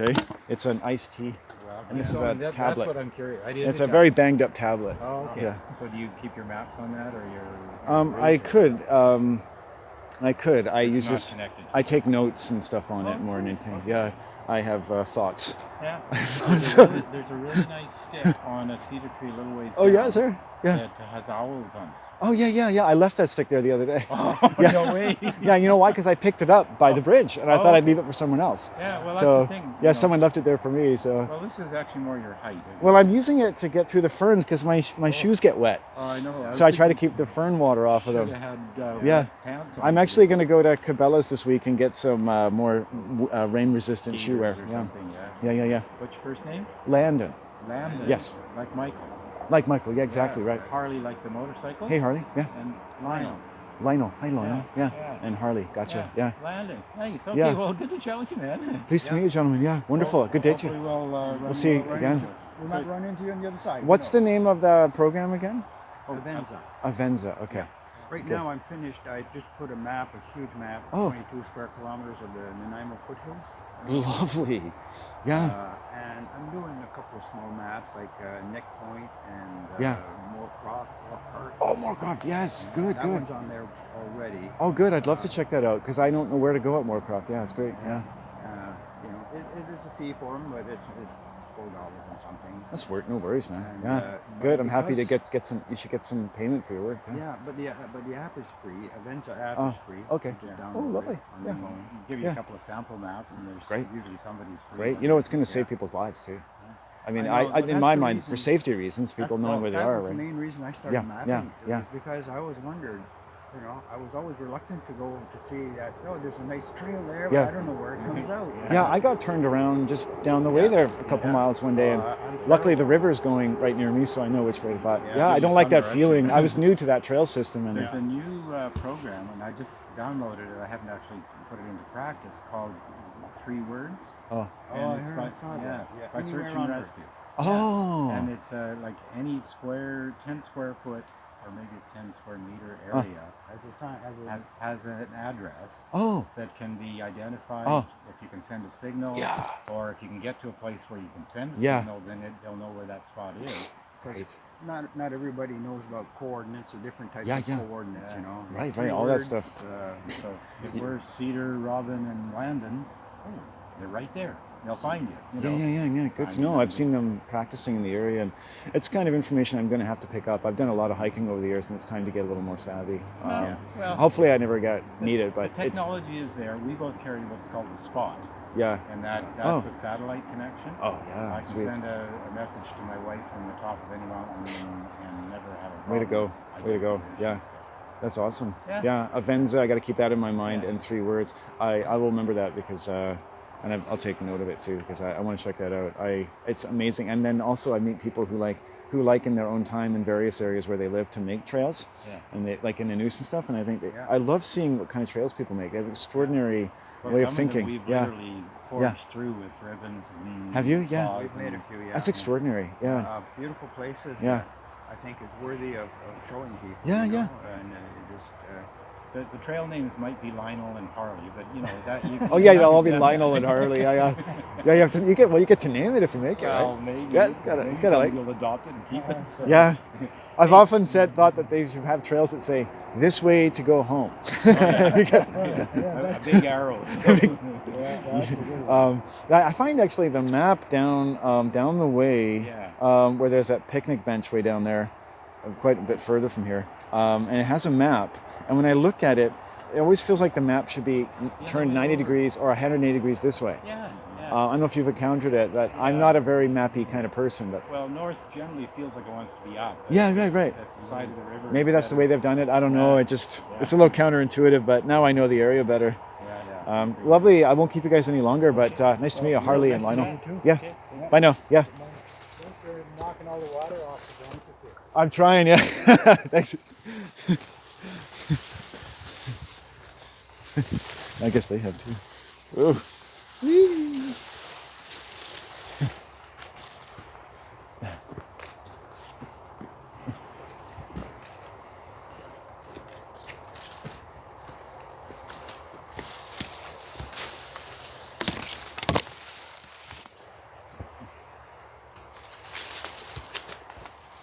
Lionel and Harvey.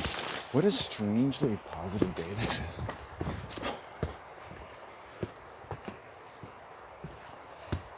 Hey, sweet baby. Boom, boom, boom. Actually, I think I'm going to leave this stick over here. And this one is a little smaller. There we go. Hey, Lionel and Harvey. Avenza. You hear that? Avenza. That's how you find out where the hell you are. That guy's a map maker. And they're trail makers. Yeah. Oh.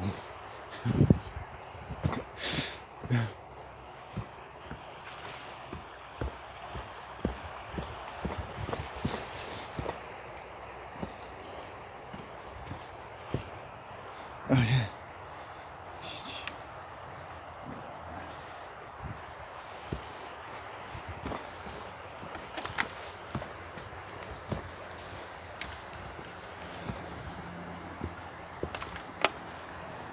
Harley and Lionel. So they're nice people. I won't be whooping it up at their place.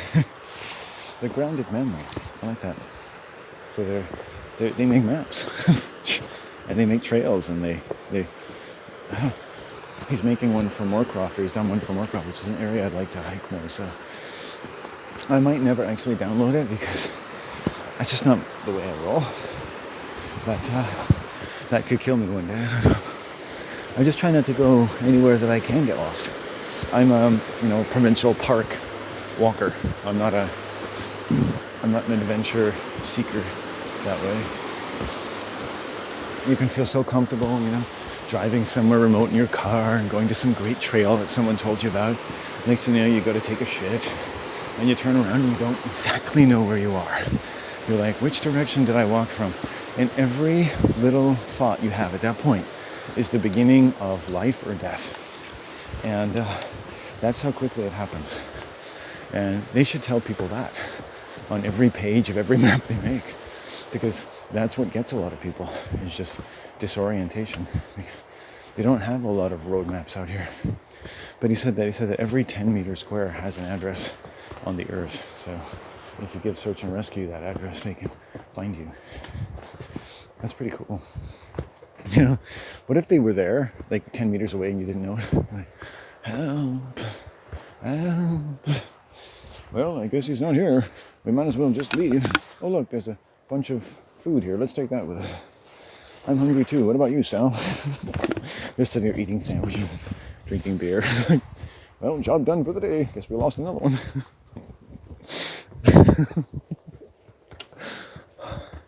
Why do we make such jokes? To take the stress off of life's morbidities. Lionel and Harley Avenza. I'm trying to use my brain. I'm rotten. So I've got a documentary, an app. Maybe that's nature's way of saying, you should download that. I probably should. Maybe I should. Just even if I don't use it, one day it might come in handy. what happens is my skill set is rooted in, like I said, looking at my 2 feet and finding which way to go. And I've been very intuitive. And that's great. And you can be proud of that. But it's like, some people would say, Landon, getting lost and trusting your 2 feet like a couple of dogs to take you home is not a tried and true method. But my feet do take me in a lot of the right places I need to go. So I like trusting them. Maps take away the mystery a little bit, but map makers do have interesting minds. I like that. So I've come across great minds today. That's cool.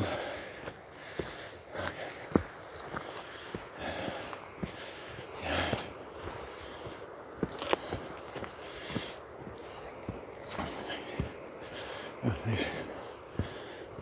Really?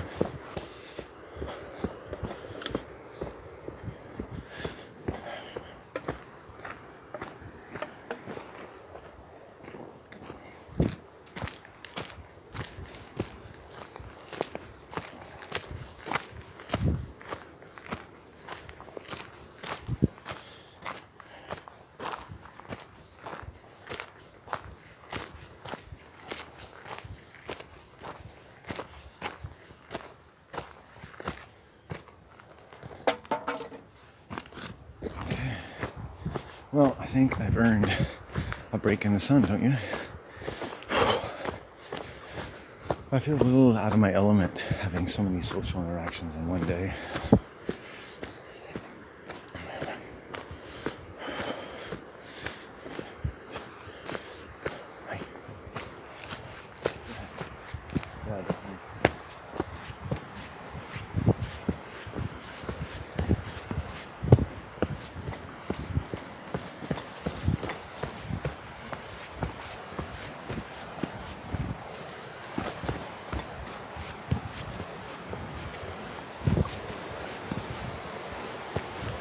It's like, I guess you could say from the point of view of a hermit, you know, human interaction poses many opportunities.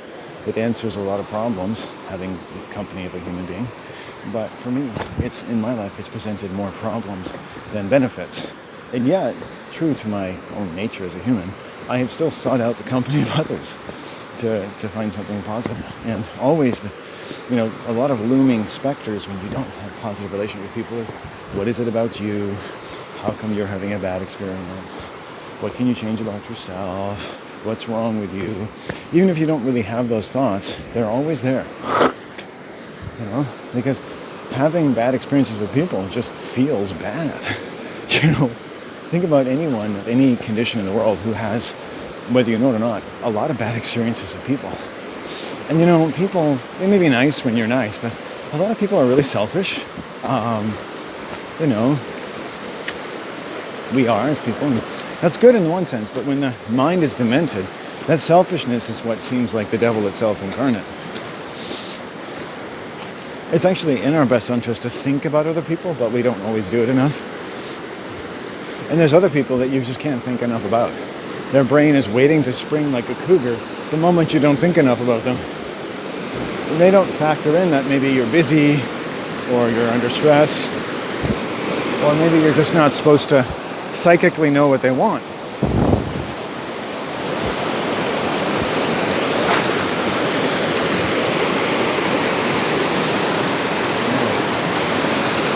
Hey, sweet baby, boom, boom, boom.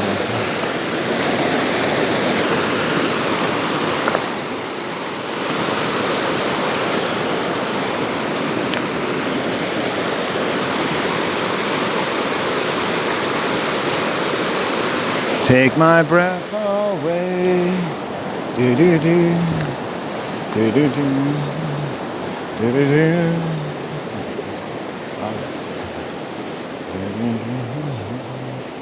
Do do do do do.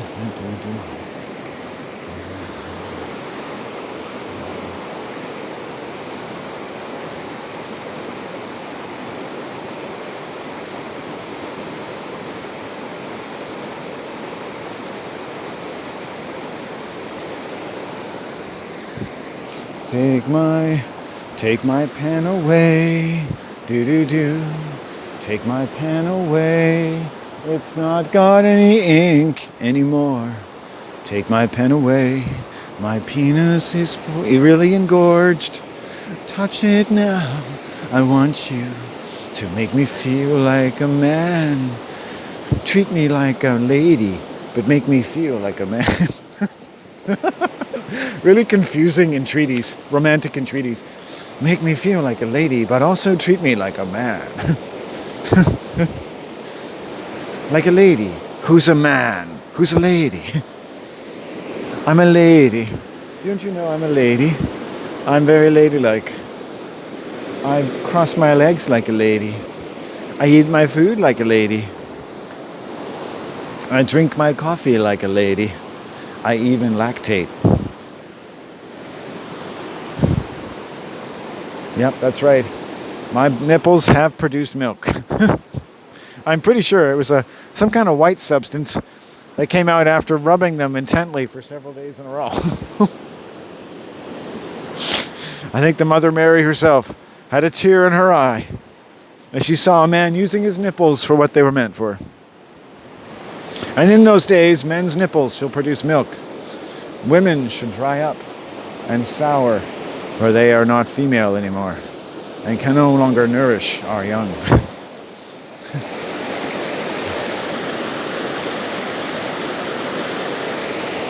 And when the female dries up, coitus is no longer possible. Unless you use an excessive amount of special lubricants available on my website, along with t-shirts that say, "Coming soon, honey." Coming to a vagina near you. Coming on or around one of your sexual orifices. Hopefully, if I can prove to you that I'm an exciting man.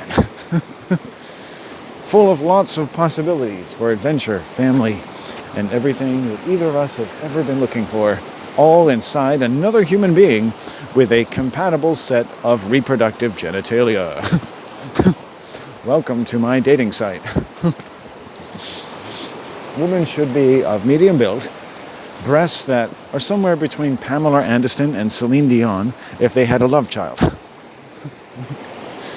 A familiarity with popular culture of the 80s and 90s will be invaluable in this discussion.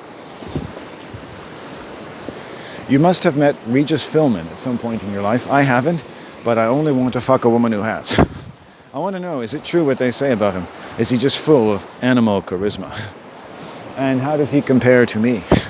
If you haven't seen him, go to Universal Studios and ask for Regis Philbin. A suitable replacement might be Lee Majors, the guy that played Pee Wee Herman, or Alfred North Patterson, who I don't think is a real person, but it sounds cool. Take my bed away. I don't need to sleep anymore. I don't need it. Take my bed away. I sleep on the earth because I don't deserve a bed. Take my bed away. Do-do-do. Actually, the police take homeless people's beds. They take their tents. They take their sleeping bags. They take survival gear. They basically will rob them. People who have nothing, sleeping in the worst locations at all, and they will mug them, molest them, hit them, arrest them, and threaten them. That's what the RCMP do, quite frankly. That's why I have no respect for them. You know, and they know. I mean, they're males, they're females. They do what they need to do. They have their cult. They have their body of pride. They have their cult of pride, and I don't wish to molest them or be molested by them, but I tell things as they are. I mean, the police, the sheriffs, everyone in the world, they're bullies, but they're professional bullies. They're not accountable. Hi.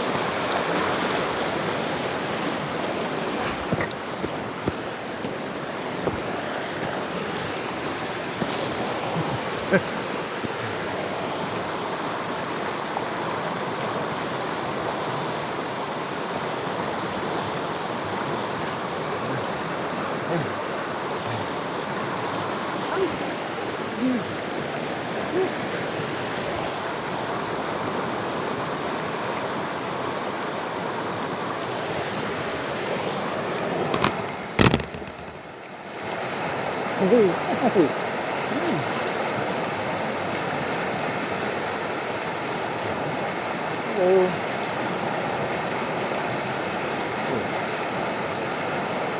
Waiting for the sun to come back out.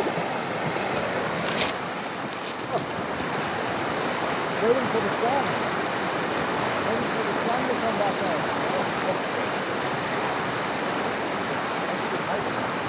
You have a very pleasant path. Very pleasant kind of dog out there. It's a dog path. Yes, dog path is here, yeah. No, not good. Very fun.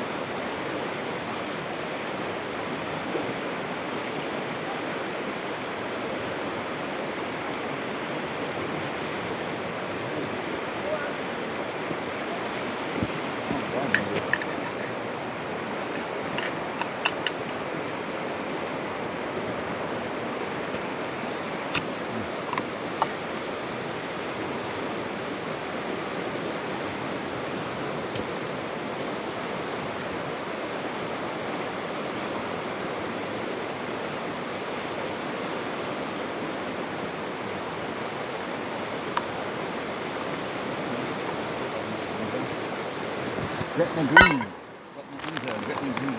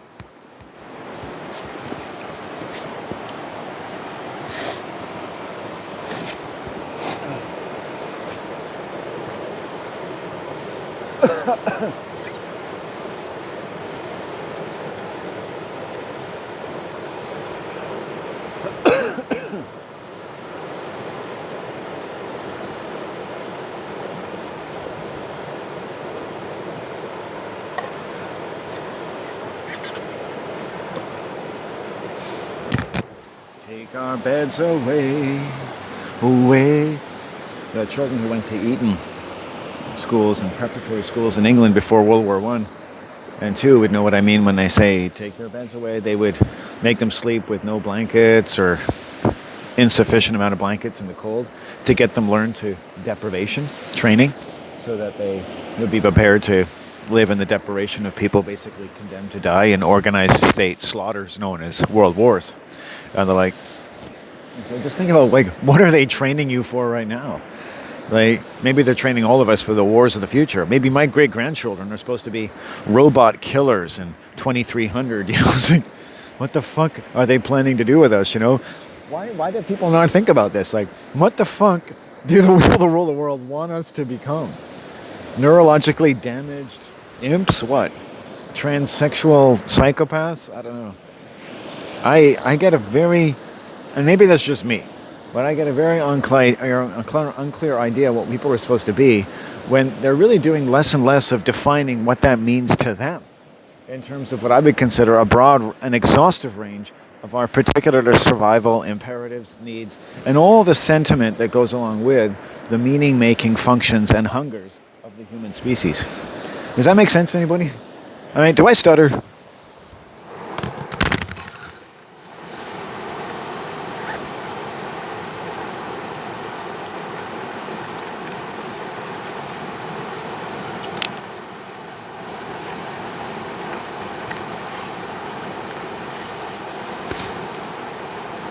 I admit, every strange white man in the area.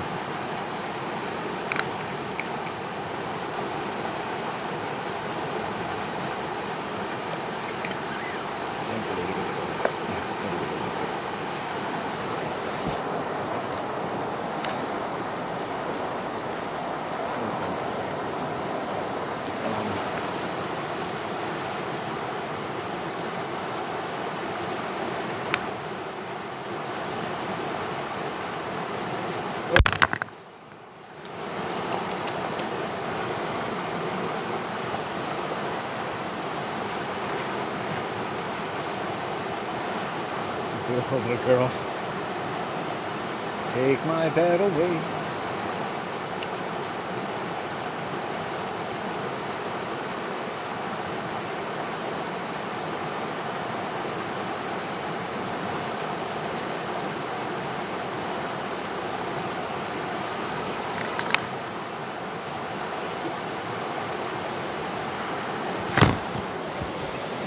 That gentleman that I met here, I've seen him a few times now. He's got a beautiful couple of dogs, both females,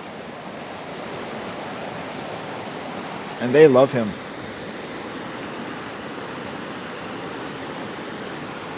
He's given them a good amount of love. They have good boundaries. They're pleasant. They're kind.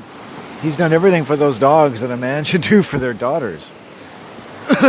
Sorry, not to be crude, but in the overall effect, not because girls are dogs, because, you know, they are, but they're canis major. They're a major pain in the canis major.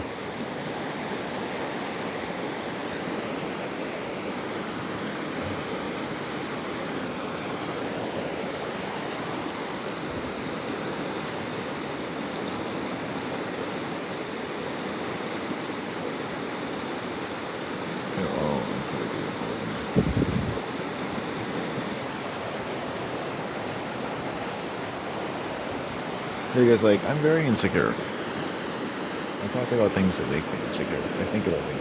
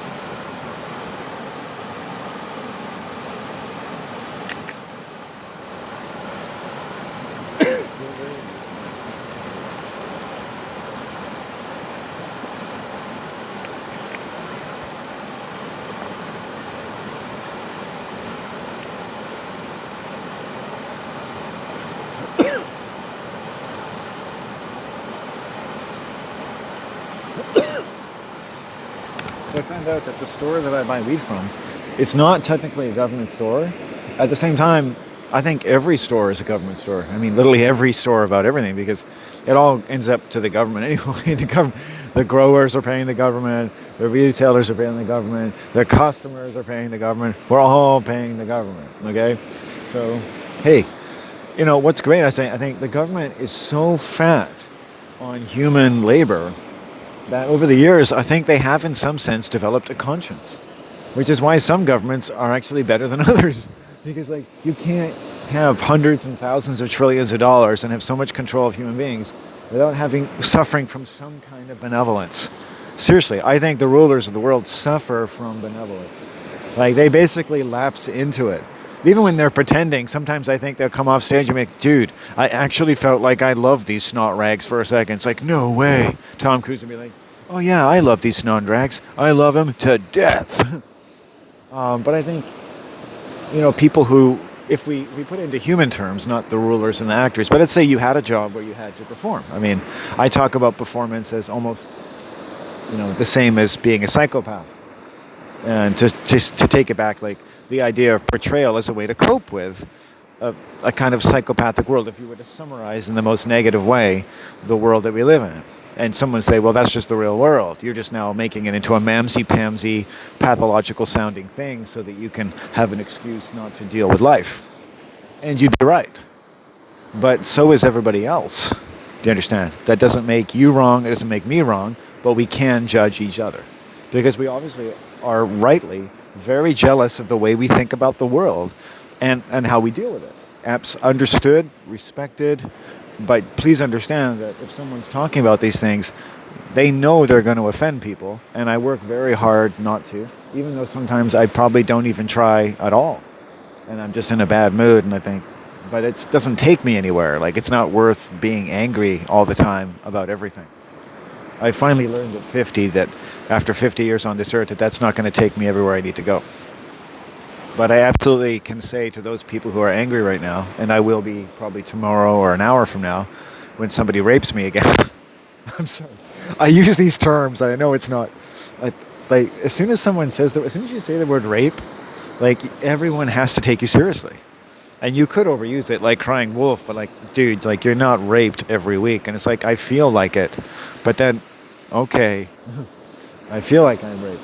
Okay, so the trauma in me, I've learned over many years of trauma to basically call it rape.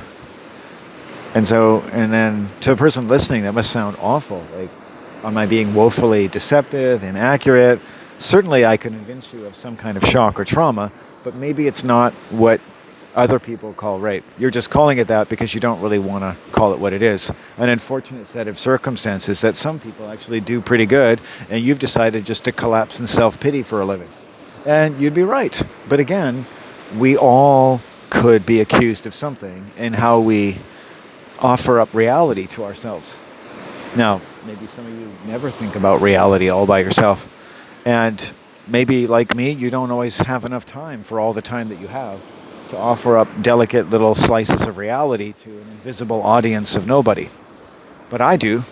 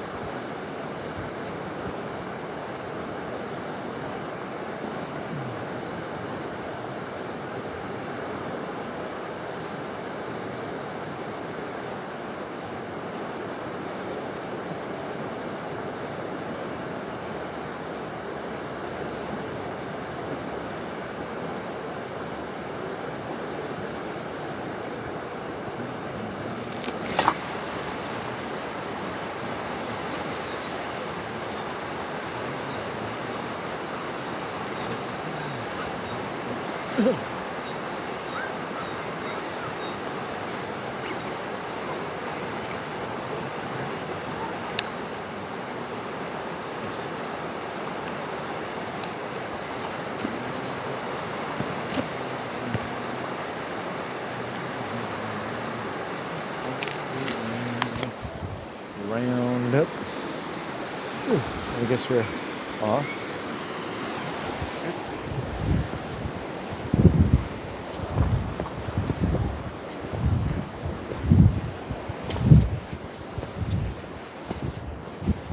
to stone. I feel like I've actually walked into a new territory the last 3 days. It's been, I get a little paranoid that something wrong is going to happen, but the home, everything seems, I think I need to take a little credit. I mean, there's a sort of, dare I say, healthfulness my life is singing right now. Just to stop it and take that moment to these days to ground and be thankful. Like, things aren't too bad, you know.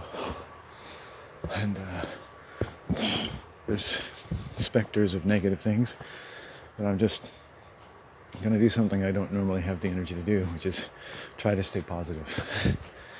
So I have enough things to talk about. I'm happy for that. I'm not sure if I'll ever talk about everything. I just had a little misstep. I was thinking, it always says something when I have a little misstep when I'm talking. I don't say it's all bad. I don't think it's all good. I just think it's like a resonance. You know, a little bit of evil, but it tells you like, hey, your body's going shaking. But don't worry, Landon. I'm totally aware of evil. Let me take care of that for you. You know, your whole life has been about it. It'll always be a big part of who you are. But you also get to be someone who's not all about evil. Thank you, body. Because life is about evil. I mean, if you listen to human beings of any walk of life, understand that everything they are is based on dealing with life's challenges, right? Which is evil, right?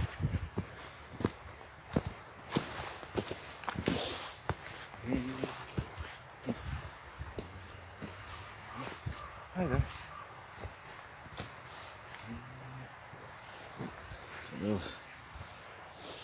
That's nice.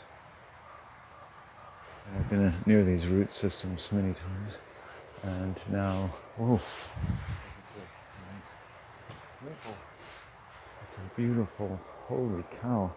That is the hugest maple I've ever seen, standing right here. Wow. Oh, goodness. And there's a young one. If that is a maple, sorry, no, I think it's something else, but still one of the hugest of its kind I've ever seen. Oh, whoa. That is something right here at this crossing. So that's pretty neat. And we got two, I'm going to say, cedars. There's some tall maple.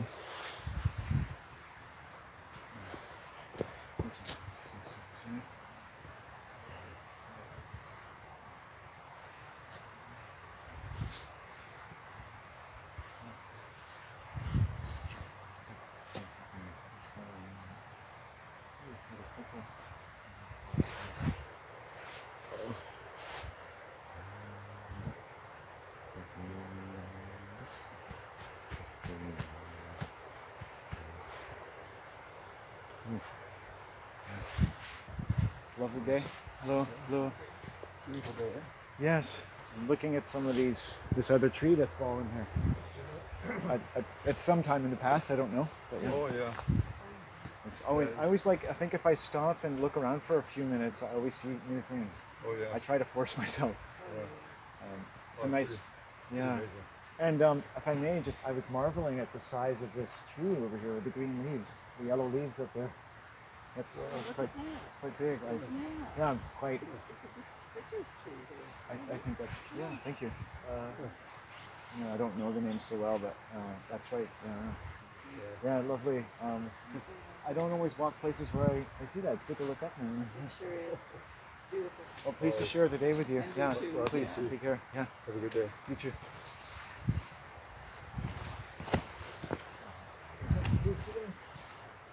See what happens. Yeah. They're waiting for you.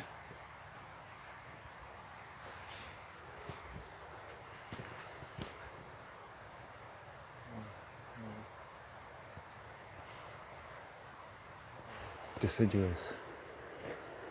And then there's coniferous. They're lovely elderly people. There's an elderly man. Going fishing. I mean, let's think about this. I'm always out here thinking, oh, I'm 50, I'm in such good health. I'm walking around like I'm a fucking lynx with various bodily injuries, I might add, that give me great caution every fucking step that I take. And I'm basically an invalid who looks like he's an athlete, who looks like he's delusional because he's actually just an average build, average athletic capacity sort of person. I think that puts into a nice little triangle, you know? And the point of the triangle would be me, kind of fucked up, also kind of healthy. And I call that the triangle of honesty.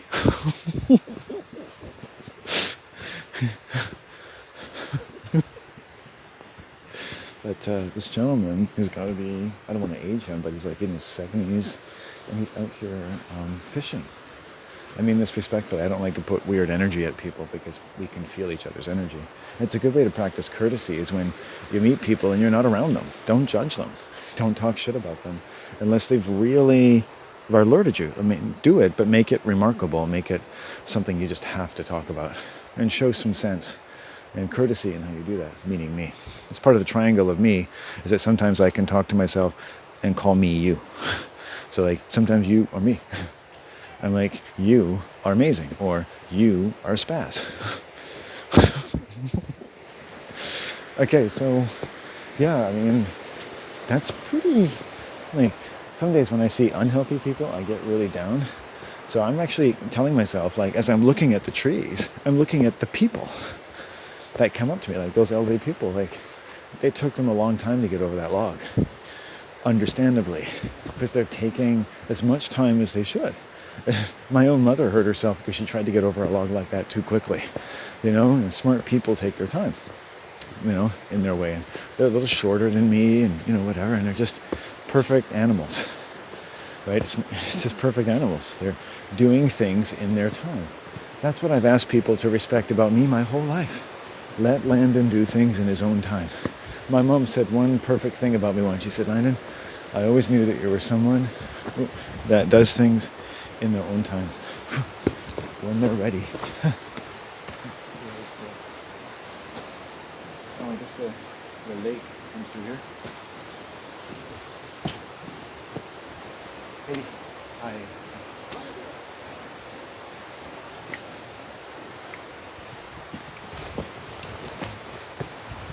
Those are more self-possessed people, also very nice.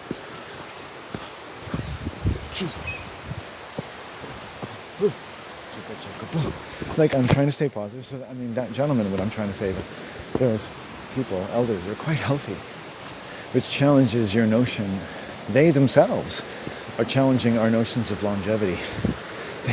That couple, was like 150 years between them, at least. Right? That's 150 years of human experience. And I'm looking up at a tree. She's saying it's deciduous. And I'm passing the time showing them that I was remarking at the size of this particular tree. And the lady was into it. She's like, yeah. So we're enjoying the encounter. I said it was nice to share the day with them. And we shared appreciative smiles. It was nice. Like, these are well-cultured human beings. You know, so when I'm complaining about white people or white women, it kind of gives me some pause. And I give myself that, like, I do that for compassion from my heart. Like, there's some good people around here today. These are good folks. These aren't folks that I would, you know, that would give me everything I need in life, or listen to all my crazy ideas and make me cookies, and give me free money so I could live in their basement and make a porn site with dogs and other people. Sorry. We would all gather. It would be a cooperative. Animals making porn for animals. You know, I get input from Chihuahuas, St. Bernards, positions, things they enjoy. It would be called doggystyle.com. And there'd be an affiliated grooming company called Anal Expressions. I've been waiting to use that joke for a year and a half. So, bravo to me. Yay! The Triangle of Landon is happy. The Triangle of Landon. Yes. It's like a kindergarten from hell. Everybody think of the triangle of your name. Now spin it like a star tetrahedron. And fill your entire body with the kind of light from the sunlight commercials on your personal headsets, which are always turned to Mega TV. You're taking your SATs, and now it's like TV is literally in your mind all the time. 1 million channels. Now, carefully strain the mucus. And here we open the patient's heart and remove it while they're watching. And you're watching all of this in your mind constantly while doing the rest of your life. And it's like, honey, I've always wanted to tell you, dolphins have an enormous caloric intake while exhibiting the most sexually promiscuous behavior of almost any mammal besides humans. That's what you wanted to tell me? Well, I wanted to say I love you and we haven't had sex in 20 years.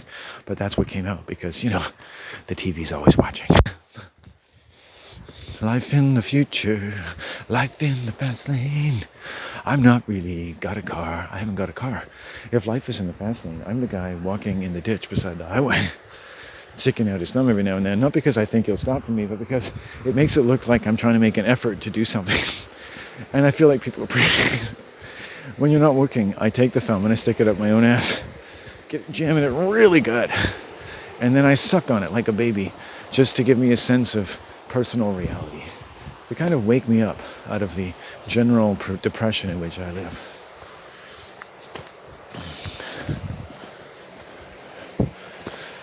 I occupy a fair amount of percentage on a website that used to be dedicated to the Sasquatch and photos of Sasquatch, and it's kind of been dedicated to photos of losers and other exotic animals in the wilds of British Columbia. Look at him. He thought he'd be someone once. Chicka chicka boom boom. He thought he'd be someone once. Chicka chicka boom boom. He thought he'd be someone once. He thought he was a man. He thought he could define it the way he wanted, walking around by himself, never getting a job and feeling haunted, making up songs that don't make sense, just so they have some sense of rhyme. And now they've stopped because I've just taken a poisonous quantity of lime. Why? I thought I would just give you a head start in choking the life out of me because you hate me. You hate me. You really hate me. All of you. I hate me since I was born. You wanted to kill me. You wanted to abort me. I think my mother thought about aborting me. I do. I think she did. I think I would have been a convenient removal that would have cleared up a very huge mistake. And after me, she had 2 more. I think I'm the last one she had any affection for, if only out of guilt. I used to cling to her leg, she tells me.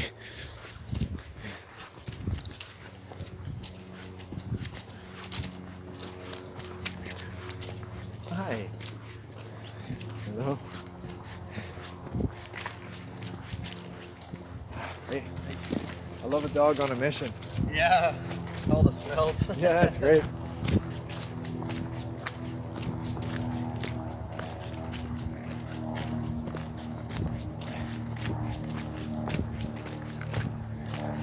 All the smells. That's nice. Great. The dog connects us to the senses. Smell. If you're on a mission, you use your nose. Meaning and everything. That's how we made the airplane, drowning out my words in the distance. Curse the airplane. I hope its wings snap off and it hurtles to the ground. And they remain conscious until the very end when the engine hurtles through their chest at 250 miles per hour. And cardiac specialists are going, I can't fix that.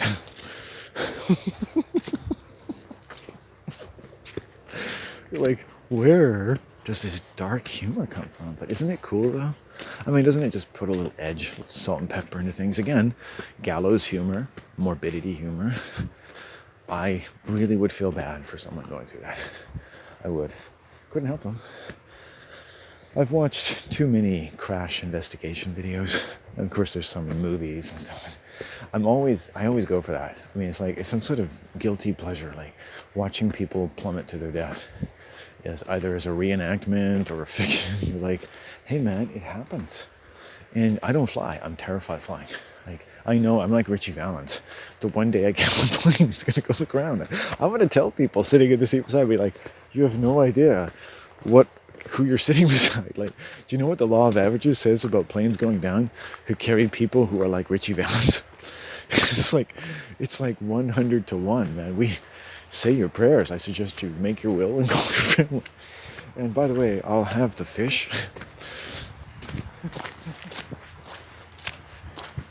That's what I would be like on a plane. Yeah, when I know people I drop off at the airport, I start talking weird. I start talking about what it feels like to get into a vehicle that's going to be hurtled through space that's got 100,000 very useful parts that have all been made by the lowest bidder and put together by a combination of an AI program and an 8-year-old boy who designed it. Ding, ding, ding, ding, ding. Actually, that could happen one day. Use their minds. Use their young minds. Let's suck them up as efficiently as possible and make the AI of the future made of the young, beautiful wetworks of all the little geniuses of the world. What do we get? Twinkies that make themselves. Beds that make themselves. Everything happens all by itself. And you wake up and the sun comes through your window and you hear a little spritzer. Spritz is the perfume your mother was wearing in your 3rd week of life, while you're really starting to cling onto those nipples and have the most amazing sleeps. You know, spritz, spritz, spritz, spritz. You roll out of bed onto a cushion.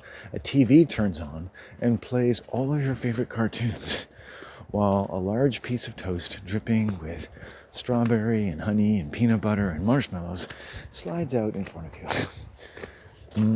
Something starts massaging your calves and tells you stories that your mother used to tell you before you were born. And you have another sort of post-wake doze for about 3 hours.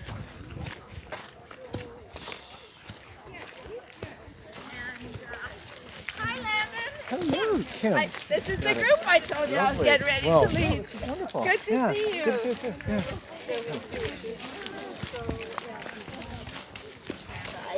Hey, lovely day.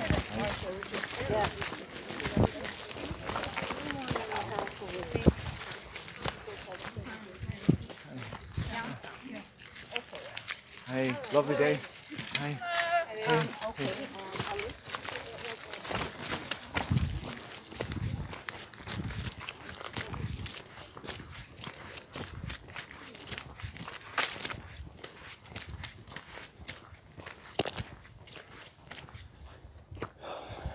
Wow, I'm having a good day. It's like a people day.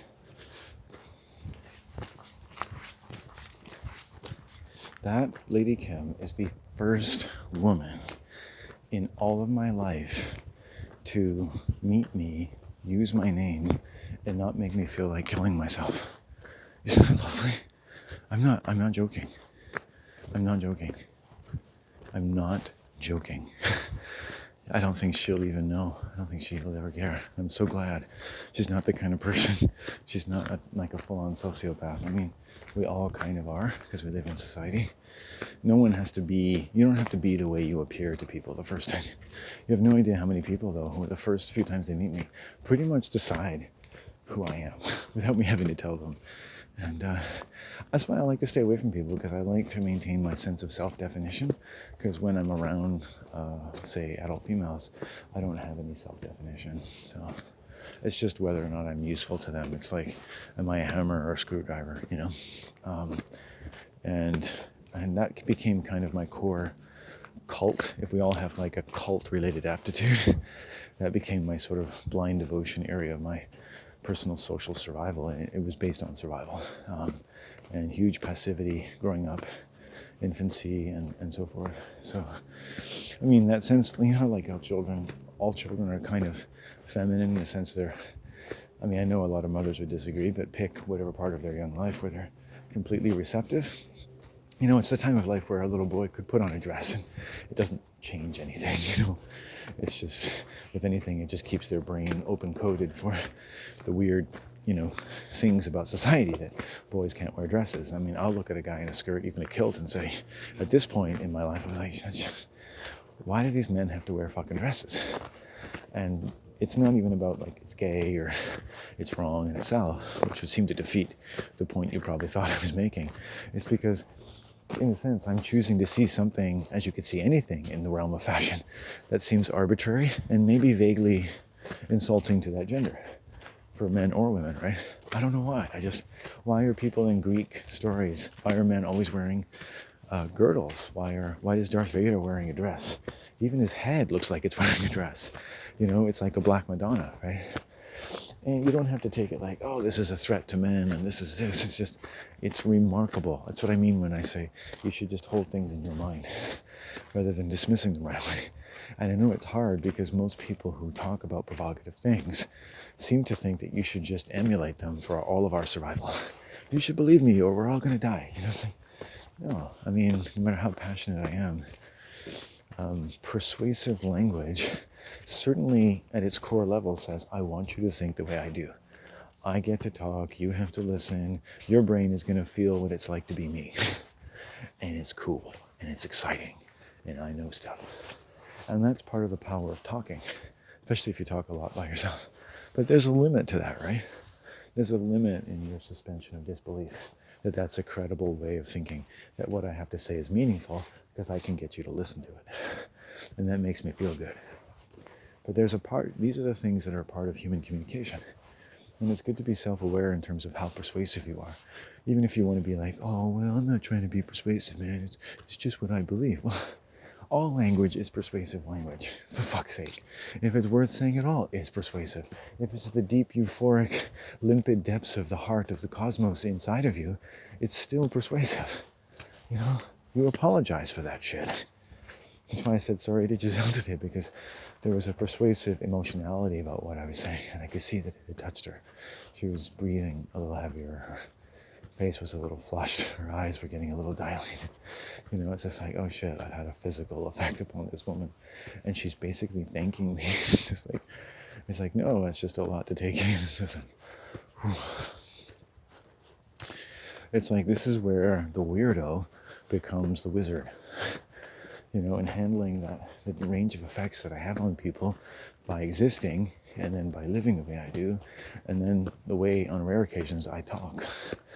And I'm having a good day today. I don't want to be that person. You know, I just want to be normal. You know, I want to be like Professor Joe, who walks his dog and writes vague poems about neo-fascist feminism.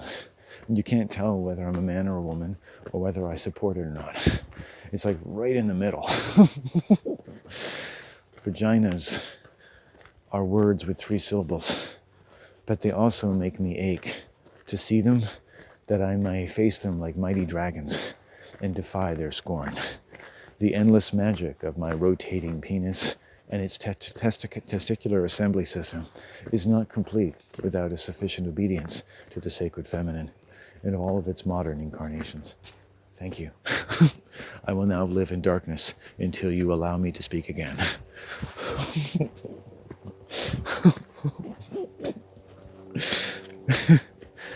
That's not bad. You know, I'm ready to be whatever you need me to be. But unfortunately, I just kind of am what I am. And feminists are like, okay, we accept that.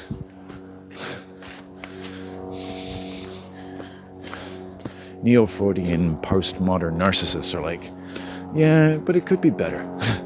You really need to just get over the fact that your father doesn't love you and your mother's a cunt.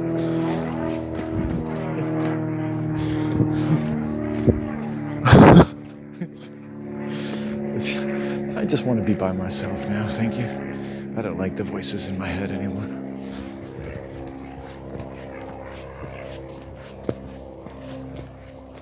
It's nice how, like, if we use, like, academic jargon, like neo-Freudian, postmodern, whatever, jargon, essentially.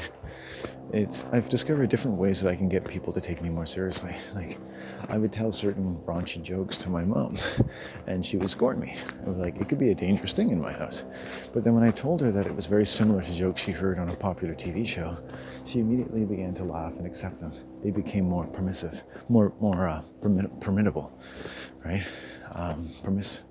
Permissible? Anyway. And their irony could be admitted into her more, what she could allow herself to be pleased by, and perhaps even edified by in a way. And so I was like a dog, and I had to be similar to the TV if I could be accepted. So that's interesting. It's remarkable. And I saw other relationships between the content of the programming and the content of my mother's behavior under certain circumstances. Oh. Howdy ho. Hi. Hey there. Lovely day. Oh yeah, gorgeous. Storybook out here. We're so lucky. Yeah, indeed. It's almost the middle of October. Yeah. Did I see you yesterday? Yeah. Oh yeah, you were talking about the trees out Oh there. yeah. It's good. It's a lovely environment. I keep thinking you had an animal with you or something. Oh, I but- do. Oh, you do? I do. Oh, they're coming, are they? Paco is here. Oh, Oh, there cool. he is in the bush. Oh, neat. He's got the smell of something. Well, that's lovely. I like it when they can roam like that. Yeah. Yeah, me too. Well, nice to see you. Take care. Thanks. Hey, Paco.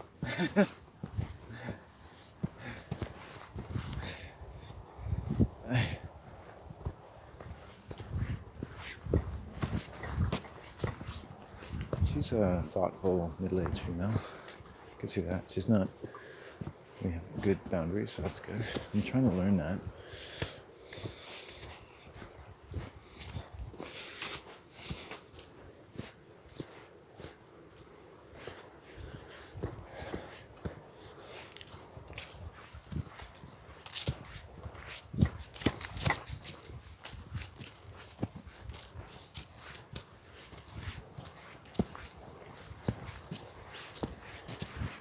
Stimulation for the mind.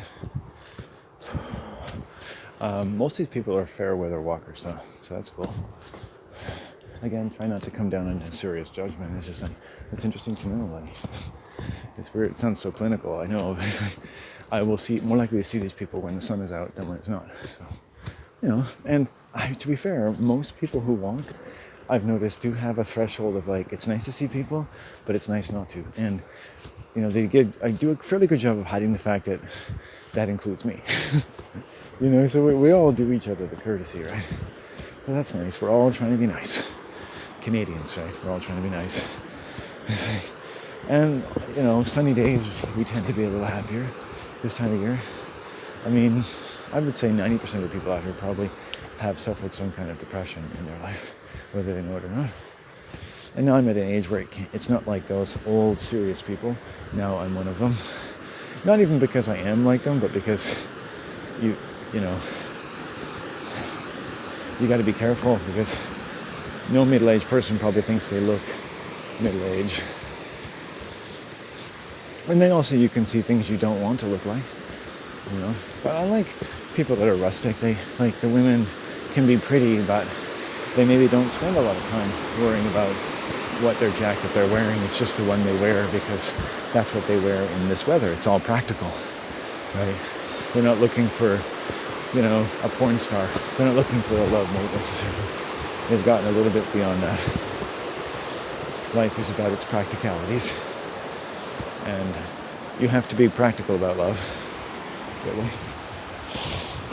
And you can become very practical indeed about what romance to one side people are really looking for in the long run. And you only have a certain amount of time, and some people are better at their choices than others. Some people, like myself, probably should just be alone. And like some of these people. And you can get your head around that and still see a beautiful philosophy of life. And if you're young and that sounds sad and pitiful, that's understandable. You probably, hopefully, or for sure will not be one of those people, because people can really make sure they never end up like that. But for those that do, there's still a wonderful taste of the visionary about one's existence. Sex never dries up in its visionary proportions, which is often where it is best articulated to begin with. Now, granted, that's a middle-aged virgin talking, but it's kind of my happy place. So it's good to be honest. It's good where I'm coming from. So, you know, I'll never be coming in your face. Just by myself in the woods somewhere. Oh, these trees, look at them. Like a lot of people who don't have sex, I make everything about sex whenever I feel like it. These three trees from Orient are traveled these mighty roots high and afar. Look at this. Wow. All deciduous, as she was saying. Let's just say they're deciduous, because I don't know what else they're called. It'll come to me one day. I'll hear the name and I'll be like, yes, that's what they are. Oh man, just great. 3 of them. Obviously a very beautiful place to grow. Yeah. Lovely.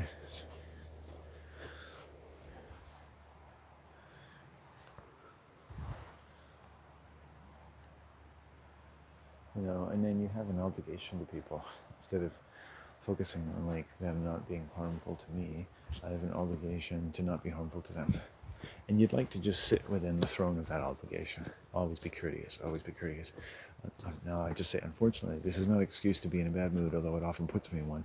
I've met a lot of people, women especially, who, even under those conditions, just hear me out, become quite foul with me suddenly, like women can.